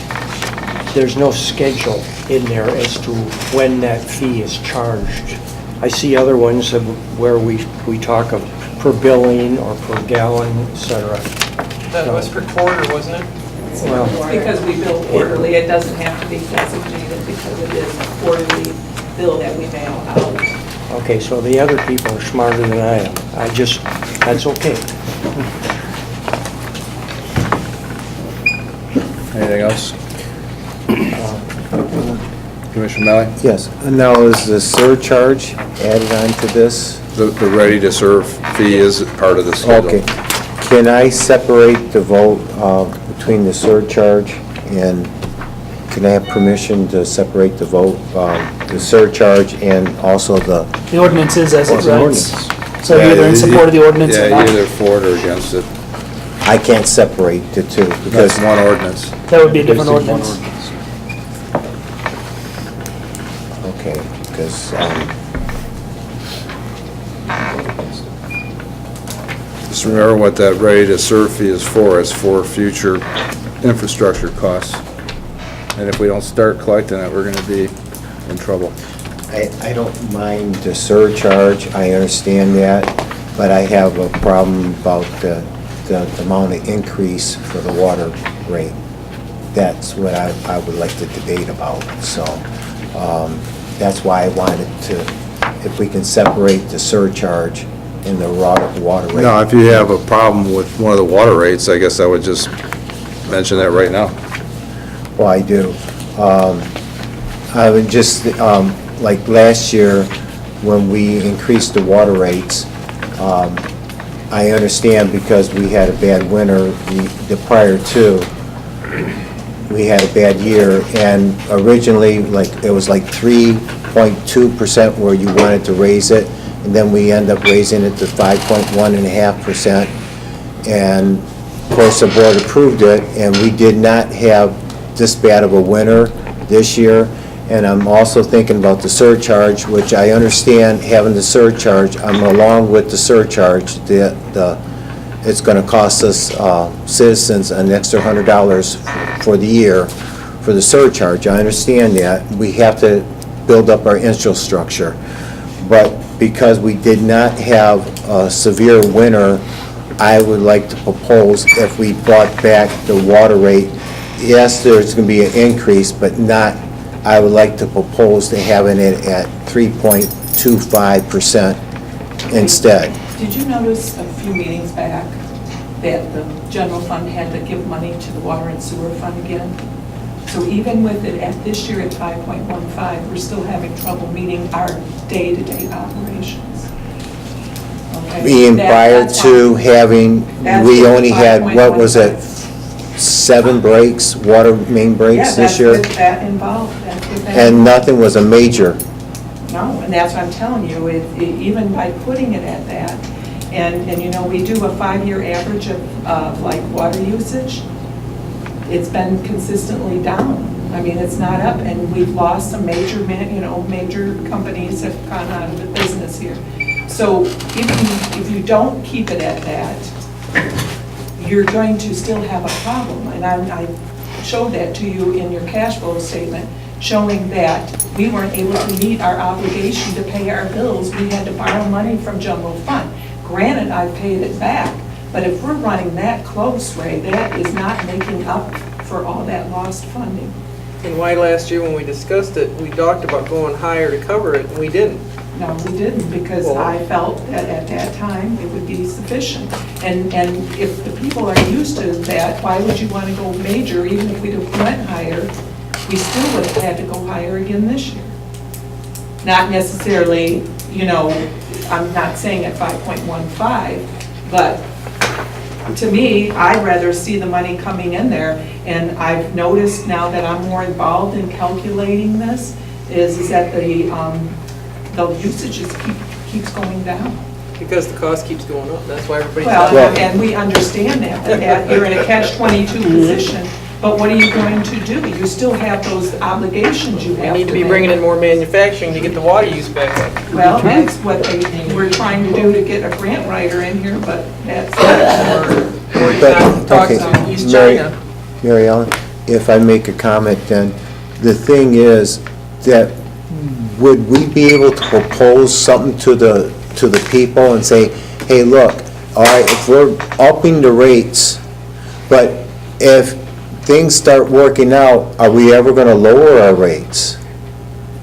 See, that's where I'm getting feedback from the people saying, okay, Ray, if you keep on raising the rates, don't we ever see, Well, the costs if keep things going start working out, But you say so. We adjust this every 12 months. Right. But if we got a large manufacturing sector like the foam factory, the Fagerdala foam went down, they were a heavy water user. If we got 3 businesses like that, our usage would go way up. You know, the water rates will always be an albatross around our neck because we don't have that beyond 60% user capacity of our system. We're well down in the 40s. So until we get more usage, we will always have this problem. You know, it's sort of we're paying for the sins of our forefathers when we were allowed to just only have one water plant But- for every city around here. That's But- the issue. And something with the new manager, weren't we going to try to proceed to see if we can combine what our municipalities with, It would just, it'd be East water China. provisions, it wouldn't be sewer, and we still have all the bond and legacy Well, costs as that's well. why I was saying that I don't have a problem with the surcharge. I totally understand the surcharge, and I've talked to different people, and I got a consensus that a lot of people, I didn't feel any negative about it, because they definitely want to see the sewers and the streets fixed. I don't have a problem with that, but I do have a problem with the people telling me, well, Ray, we're just going to have to cut back more water. And the other option was, well, if we did raise it, and then if we consolidate with East China, and we found out we got better rates from East China, were we able to propose to the people, because we were able, now we can lower our rates because we got better rates for water flow? That would be something that would have to be addressed, you know, it'd be, again, a cost factor, you know, you'd have to evaluate what your current financial situation is, and so you can't promise someone that it's going to do that Okay. until you know exactly what those numbers are. Then the other thing is, the other option is, because this is all in one bill, I can't separate it, but unless, if I made a proposal and said, can we separate it as a commission, make another proposal, is that a fair call, Jim? There's an up or down vote on this ordinance, and I suppose if the answer is no, the ordinance is not adopted, then anything would be on the table after that. Oh, okay. You can certainly make a motion to adjust that number if you get support. There's your solution. If everybody on this board agrees with the way you're thinking. I think all he's asking for is that the, I just wanted to separate the He wants to vote surcharge. yes for something and no Yes. for something else, you but want to that's, split the ordinance. Well, if I was able to say, instead of at 5.1.5%, if I was able to say, can we get it to 4%, then I can go with the whole shot. Commissioner Turner told you what you could do. In other words, I have to make if it goes down, then I can re-support the... well, if this was voted down by the commission, then we would have to create a new ordinance. And the numbers would have to be adjusted. So, you know, what I hear from you, what you want to do is vote no. Okay. But you got, the calculations that were presented to us were based on our treasurer's best estimate at what the future costs are going to be. And that's what we're supposed to do. We're supposed to cover costs. And if you listen to the news, it's every water department everywhere is struggling with costs right now. It's not just us. And yes, I would love to have a water authority or a combined service with one of our neighbors. Have you explored that at all? I did, I had Mr. Andrews look into it. Mike, would you speak to that? Well, at this point right now, the process, Mike, could you come to the podium? you're talking about putting pressure pump stations in to get the water down, this adequate pressure down the south end of town. You're gonna at least probably have 1 or 2 pump stations in. Something for Cotterville Township also, to get them adequate pressure going all the way down south to Robertson Road. Other than that, we were hooked up on Main Street, Irvin Drive, and Bell River Road. So it's, you know, we can look into this further, but it's gonna be a cost to put stations in. Mike, but when we were working on the tower, we were taking water from Exactly, them. yes. So what did we do? Did we have the pumps? We had low water pressure down to south end. Mike, if I remember our conversation,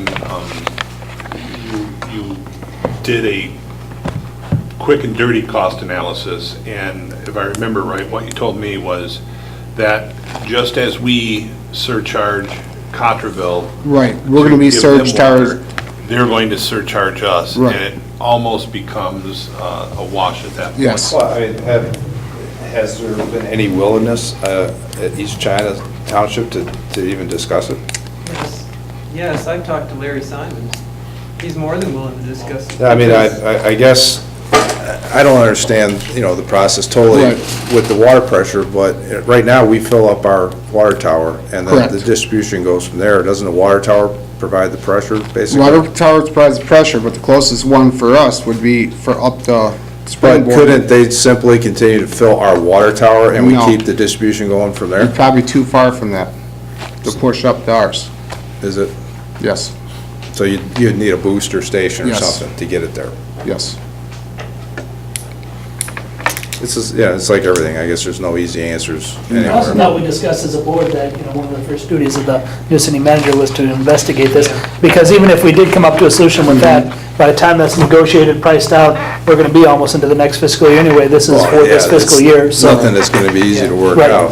But, even Tetra Tech that's providing service around, he said, well, it sounds like a good idea, it makes sense, because, the annual cost that we have to run our pumping station, and maintain the water tower. And they have a newer water plant. Yeah, high capacity. Yeah. So they're looking, he was more than willing to talk to us, and I think St. Clair's talking to them about sewage, so. Yeah, I mean, there's. Everybody's looking for an answer. Yeah, I think. Doesn't hurt to ask and talk, Right. you know. Right, so. I'll give them a call. I mean, this discussion's starting to turn into like the sheriff's department discussion, where we're talking always hypothetical numbers,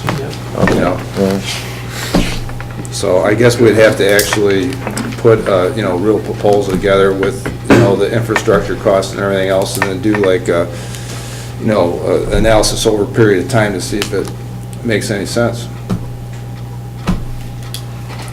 But it sounds like what we're just talking about right now is just buying water from them, right? Yeah, we would have the cost to put in at least 2 vaults with 8-inch meters in them. So, I mean, that's another added cost in that. You're looking at maybe, I'm just guesstimating another $100,000 in that. But you have to have the water meter covered the house. Right, but what you do with that, you put all your costs together, you look at your ROI over time and decide whether it would be a savings. So, even if there maybe is a slight increase in the beginning, I don't know. It's not my department. Anybody else? All right, why don't we do a roll call vote on this? Commissioner Melly, No. Commissioner Simpson, Yes. Commissioner Turner, Yes. Mayor Skatarczyk, Yes. Commissioner Avery, Yes. Commissioner Hendrick, No. Commissioner Lovett. Yes. Motion carries. All right. Upcoming board appointments. So I think at this point, you just want to announce them. Just announce it. The 2 items that will really have vacancies are not on here because their terms expire at the end of December. Zoning Board of Appeals and Board of Review, we desperately need members, so. And did you ever contact that one individual? I've got her phone number there and I've got another lady to contact as well, so I thought we'd get these filled. We do have applications filling all the same board members have reapplied. So what we have is 1 open seat on our planning commission. We have 2 open seats on our TIFA authority. We have 1 open seat at the Marine City Fire Authority, a citizen at large, I take it. Yeah, she's re-upping. All of the board members are re-upping, but we want to put it out to the public as well. And then the library board has 2 seats. So if anybody wants to get involved, come on down and fill out an application. And they would have to have just some amount of clarification. Do all the positions require, you have to be a resident for the previous 2 years, is that accurate? Yes. That's what's in our charter. Right, so that would be the only other caveat. Yeah, I just remember something coming up with that. I actually checked that out with our attorney, because it seemed to me when Jonathan Phelan wanted to be on the TIFA board, he had only been a resident here for 1 year, and they found some reason why that charter, that 2-year charter thing couldn't. Yeah, that's what I thought. Yeah, I mean, I have a vague memory of it, but Mr. Downey looked into it, he doesn't seem to think so. There was a recent court case or something. In fact, we dealt with the now mayor of the city of Detroit. He had filed petitions to become mayor, to run in the primary election, and residency requirement was upheld. He had only been a resident for 11 months when he filed the petitions, and his candidacy was stricken. In fact, became the mayor by write-in vote at the primary. So, Which was an amazing feat. Yeah, but that was as recently as, I believe, the summer of 2013, maybe? Yeah, he hasn't even been mayor for a year yet. Yeah, maybe it was last year. It's relatively recent. It's, Yeah. Okay, yeah, I mean, I have the same kind of regulation that this had come up, and they said that, no, you can't do that because of something else, and, I don't know. But anyway, I believe you. You say so. So it's, you have to be a resident here for at least 2 years according to our charter to serve on one of these boards. Is there anything else on this?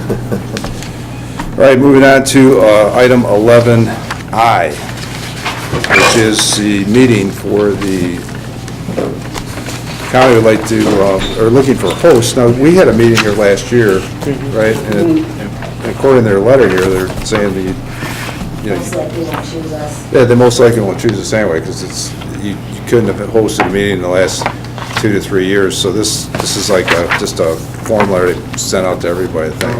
Correct. Last year, she was kind of excited when she called me. She said, "You've been chosen," so I think it's a lot of people. Right, because you have all the townships and everybody else, they try to spread the love around, right? Yeah. So then we really don't have to pick a date? Well, we could pick a date, and then they'll say yea or nay. If we don't pick a date, then they can't. Yeah, never hurts to apply. The worst they can do No, is I say no. think it's good to bring them down here. I agree. It didn't hurt anything. Especially since our meetings are always when we meet, so it's difficult for any resident that wants to attend both, or certainly for us that would wish to attend them. And I know Mr. Graytop, the only time he is able to come here is when they don't meet. So Right. it's always nice in our specific case, just because of the meeting dates. Yeah, and I've always kind of didn't like that myself. There was many times I would like to go down to the county meetings, but can't. So does anybody have any of these dates in particular that look better than others? I would say the September date would work for me. So, Yeah, that's fine. Sounds good. what did we do last time? We just we adjusted our start time of our meeting and then notified? We Was were that- after. We were Yeah. after they meet. Yeah, They went an hour or Yeah. something. Their meetings go quicker than ours. Yeah. They have 3 meetings. July 2nd. Yeah, Do you need a motion on this? it's not one of the options. No, I think I guess we didn't need a motion, or we could just direct. direct me. Yeah, we just direct the clerk to get back to them and say we would be willing to host September 17th meeting. And they can go pick somebody else. September 17th. All right. Is everybody good with that? Yep. Okay. Moving on to financial business. We got disbursements, including payroll. Make a motion to approve disbursements including payroll of $110,850.28. Support. The motion is support. Is there questions on the disbursements or comments? Roll call vote, please. Commissioner Simpson. Yes. Commissioner Turner. Yes. Mayor Skatarczyk. Yes. Commissioner Avery. Yes. Commissioner Hendrick. No. Commissioner Lovett. Yes. Commissioner Melly. No. Motion carries. Motion carries. City managers report. To the TIFA board meeting, everything went well. Mr. Burton from the Inn on Water Street was there, and the TIFA board went into an agreement with them to assist on the Phase 2, not the cleanup, but just the Phase 2 evaluation of the property with the Community Foundation. I attended a meeting this morning up in Port Huron regarding the Inn on Water Street. And St. Clair County, several units from St. Clair County were there, and Mishta was there, and we had Bruce Johnson that's helping the Burtons as well was there. A lot happened. That project is moving forward. It is just at a time where we are, it's slowed down just a little bit to make sure all the T's are crossed, the I's are dotted. The project moves forward. The city manager search, 5 candidates were selected and 1 alternate. 1 withdrew. His wife or her spouse or his spouse didn't want to move. The alternate is unavailable for that date. The process is moving forward. It looks like we'll have 4 for interviews on the 11th. The building inspector has been talking to me since I've been there about wanting to retire, and I have been prodding him to stay, but he is finally just wanting to his summer. We've had that position posted for a while and haven't been getting any candidates, nor were we wanting to lose Brian. We've got 3 applications in now. We have interviews next Wednesday for a new building inspector, and hopefully that will go quickly and smoothly. Mike Ittridge talked to Parrott Doors about the 300 Broadway doors, and they're out of warranty now from Parrott, but that is not to say that the original installers, Monahan's, after I talked to you, Mr. Mayor, Monahan might be stepping up and going after finishing this project with us, and that's you and Well, I contacted the architect and explained the situation to him. He contacted Monahan, who was just amazed that we felt this way. So, and they both agreed to come down next week. I think next week is what they're talking about. So as soon as I can get a commitment from the 2 of them on a particular day, because I think the architect is a little more concerned about his reputation. So the doors probably weren't installed properly, and so the liability probably does lie on the contractor. So I'll keep pressing on those 2. I'll get a date for next week, hopefully, and maybe we can get this some of these things corrected.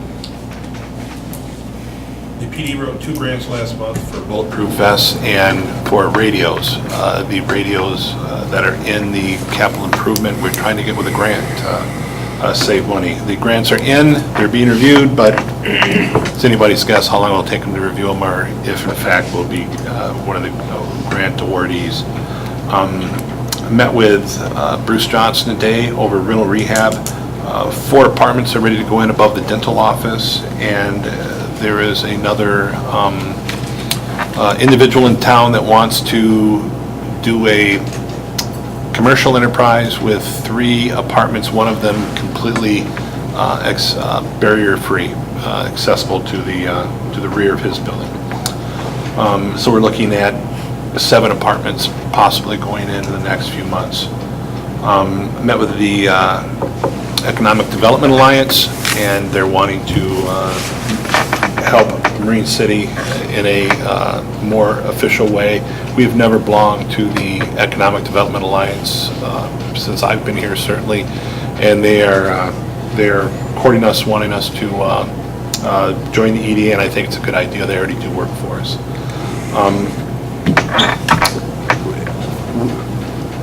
In working with the Guy Center, we are trying to correct issues at the Guy Center. And another one has popped up.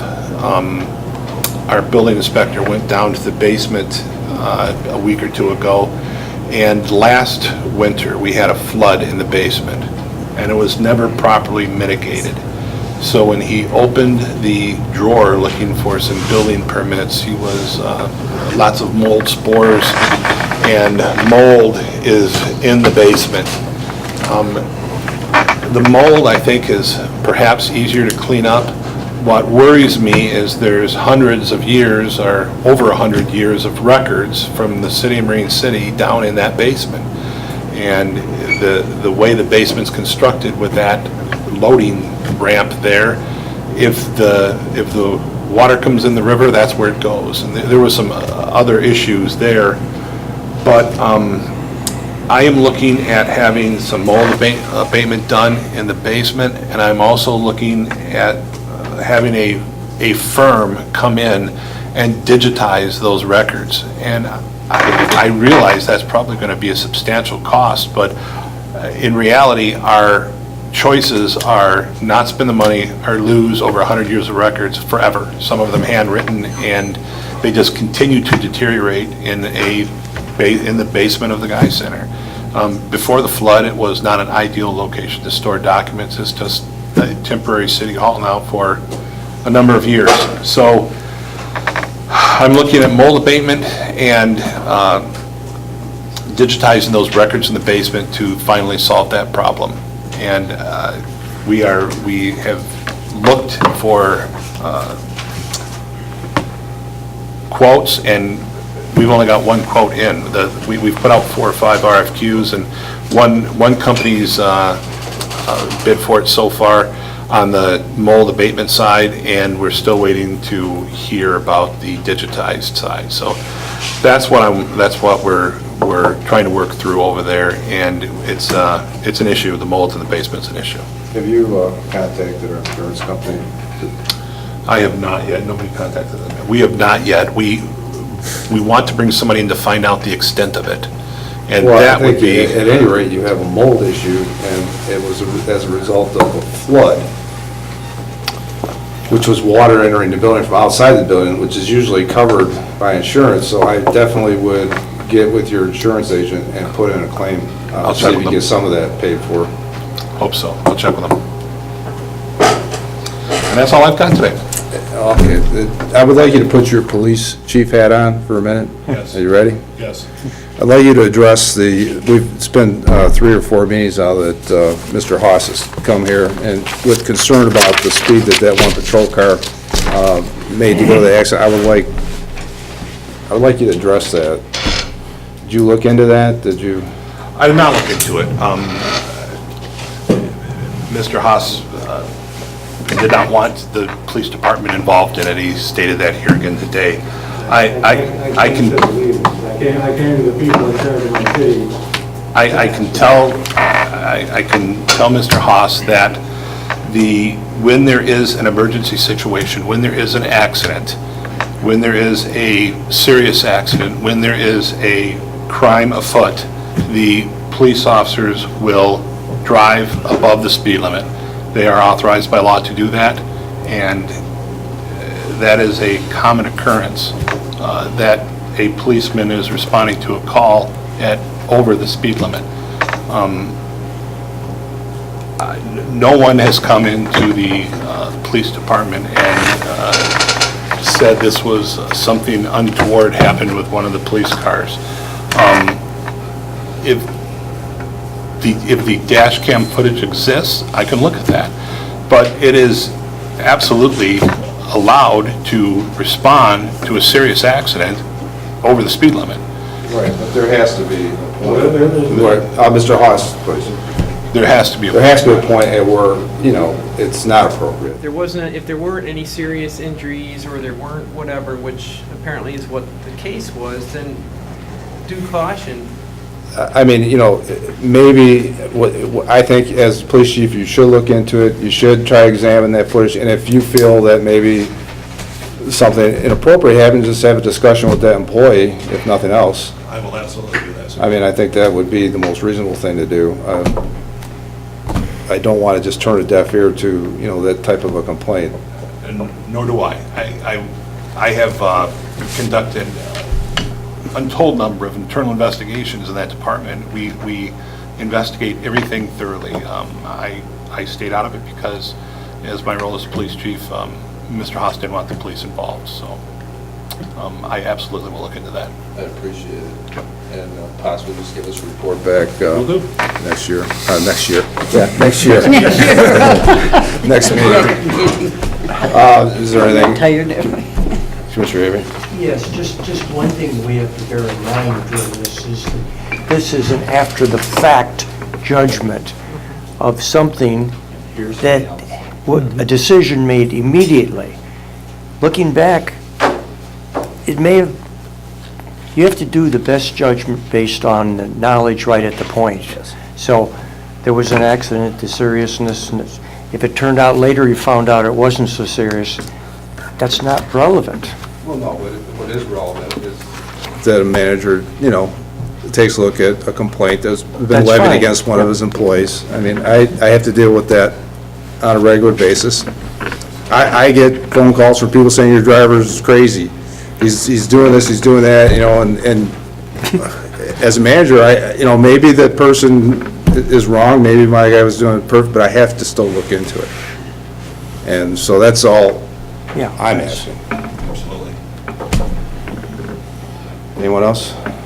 Just on that, do you have a policy too, like if you're transporting somebody like that, are they belted in the back seat? Prisoner? Yeah. Yes. And that was all, I mean, if you have any type of, I agree, any type of report, I'd like to see it. Anyone else? All right, let's move on to Commissioner Privilege, and we'll start with Mr. Simpson. Thank you. It's May, it's graduation season, so I just want to congratulate the class of 2015 from Cardinal Mooney High School, Marine City High School, and Riverview East High School. It's quite a few students in our community, a lot of them leaving for college, but a lot of hard work there, so congratulations to all those families that are celebrating that milestone. We discussed the Marine City Music Festival earlier today. The Marine City Music Festival is looking for volunteers for July 10th and the 11th, as well as the week leading up to the festival. That would be the week of July 6th. We're going to have a meeting at the Performing Arts Center next week, which would be the 10th. For anyone who's here tonight, I left some flyers by the door if anyone's interested. I would also urge anyone who might not be able to make a meeting but would be still interested in volunteering with us to give me a phone call. My number is area code 517-414-4661. And you can also go to the MarineCityMusicFestival.com for additional information and contact information there. I'll make this somewhat simple and short. When we have expenses to cover in our personal life, we make a decision as to whether we want to spend the money or not. That's personal. Now, we as commissioners are elected to be representatives looking for the benefit of the community.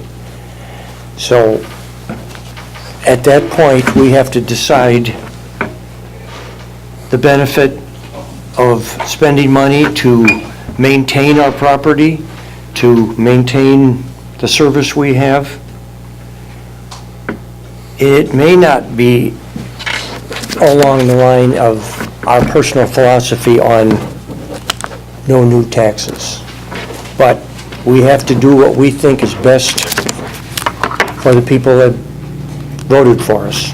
So I hope that gets remembered when we go through the final stages of our budget approval process. Thank you. A couple things. The sirens, I hate to whine about them, but, we gonna get them fixed or what? Can I speak on this? Yes. We have the works in St. Clair County come down here and did that new radio thing in here. Yes, but Joe's already had the guy here, okay, they did the check. One thing, he had another guy here that found that there was a wire cut on the one over at city offices. They fixed that. Now, but the county's saying they've done all their checks for the signals. It's not them, it's here. Well, what I was saying is the sirens were working before they installed this equipment. Now the sirens are not working. Well, we still got to get it fixed. That's beside the point. It's The radio people come out and say the radio signal's going. The electricians come out and say there's power to them. I don't know if there's a siren expert. Who's the We'll try to manufacturer? find out. It sounds like you got a frequency issue. Very possibly. is not. They went to each receiver and said it's receiving a strong signal. And they don't, so the radio people can't understand why it's not tripping. They can't even manually trip it. Right. So there's something wrong. We still got to address it. There's got to be somebody out there that knows I'll about it. continue on that. That circuitry shouldn't be that complicated. Maybe we're You would not think. dealing with the right electrician. And it's all over in the old building. I know because John Stevenson originally wired in that the last time, because I talked to him, it was a long time ago. So he said if we ever had questions on it, give him a call. So you might want to talk to him. That's Because who? John Stevenson. Sideline electric. He installed that the last time.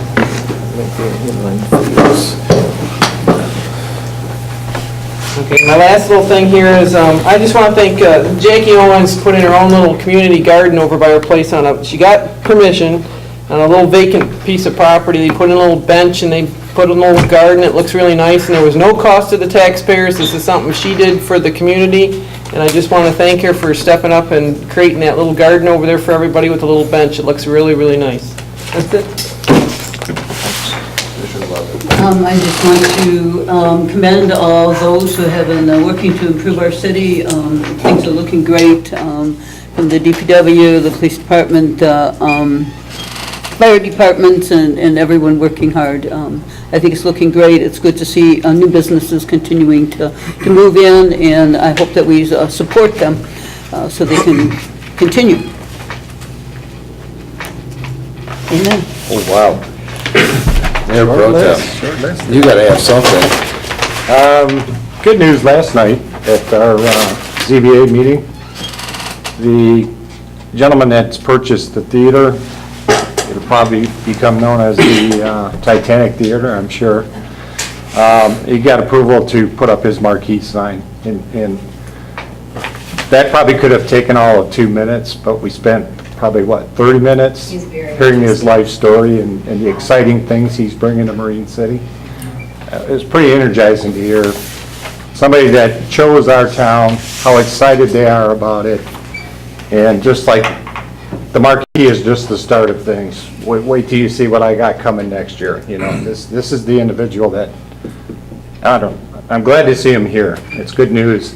It'll be exciting to see that go up, so that's it. Mr. Melly. I just want to say congratulations to the senior class, all the different schools that we have in our town, and I just want the seniors to enjoy the celebration and have a good time. I know you're only young once, but the thing is they have a lot of fun, but without going overboard. All I'm saying is just have a great time and just enjoy the atmosphere going onward, and hopefully you'll go to college. I like to say don't stop at 12th grade, keep going forward and still keep on learning, and when you bring up back some of your knowledge, hopefully you'll find yourself employment with our city and become part of our city as well, and become more of an anchor to our community. Because with you young people, you make us grow, and we're going to live on and on and on. And thank you very much, Mr. Mayor. If anybody's looking, I got this letter from the Michigan Extension, and they have a breakfast on the farm. They did this about 4 or 5 years ago. Anybody with the city administration is invited to go. It's in Snover. I did a map quest on it. It's an hour and 35 minutes from here, Salem County. But anyway, all you have to do is call the extension office. I have the number here. If anyone's interested, they'll give you a free ticket for the breakfast. The general public is also be a fun thing if you have kids that have never seen a working farm. That's the whole idea, to give city people exposure to farm and where your food comes from. So if you're looking for an event, there's a website called breakfastonthefarm.com. You can get your tickets for that. I'd also like to congratulate the Marine City High School girls soccer team, because they won districts. So shout out to them. And then, in the beginning of the meeting, there was, some negative comments. Rich River Boys, that's a good one. I'm one of those river boys, but, for a rich guy, I work about 60, 70 hours a week, so I don't think that qualifies. Most of my neighbors are not rich. I can think of a couple people that you might put that label on, but the majority of them aren't. But these are the people that are going to pay the majority of this tax. The businesses and the people with the more expensive properties are going to carry the burden of this tax, not the people that are disadvantaged or renting, or it's the property owners and the people with the nicer homes. So I think it's telling that these rich river boys who are going to have to foot the majority of this bill came out in favor of it. Other comment, Tifa doesn't do this or that, we gotta get rid of it. Well, they did agree to help us fund the sidewalk project. So I'd like to point that out. Let's see, there's a few other things here, but, and the city is not in horrible shape. We're just trying to be proactive and fix our budget. Chesterfield has done this, many cities have done this.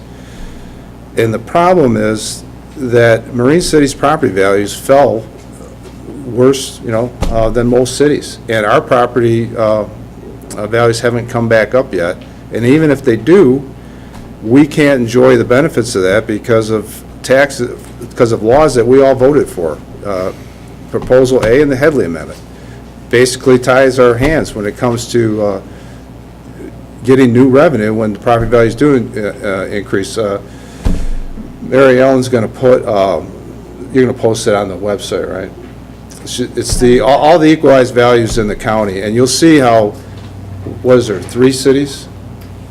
Actually, it's just the city of Memphis and ourselves. The other 2 are townships that are still down. So unfortunately, We're the only 2. we're the only 2 cities where property values haven't come back up yet, so.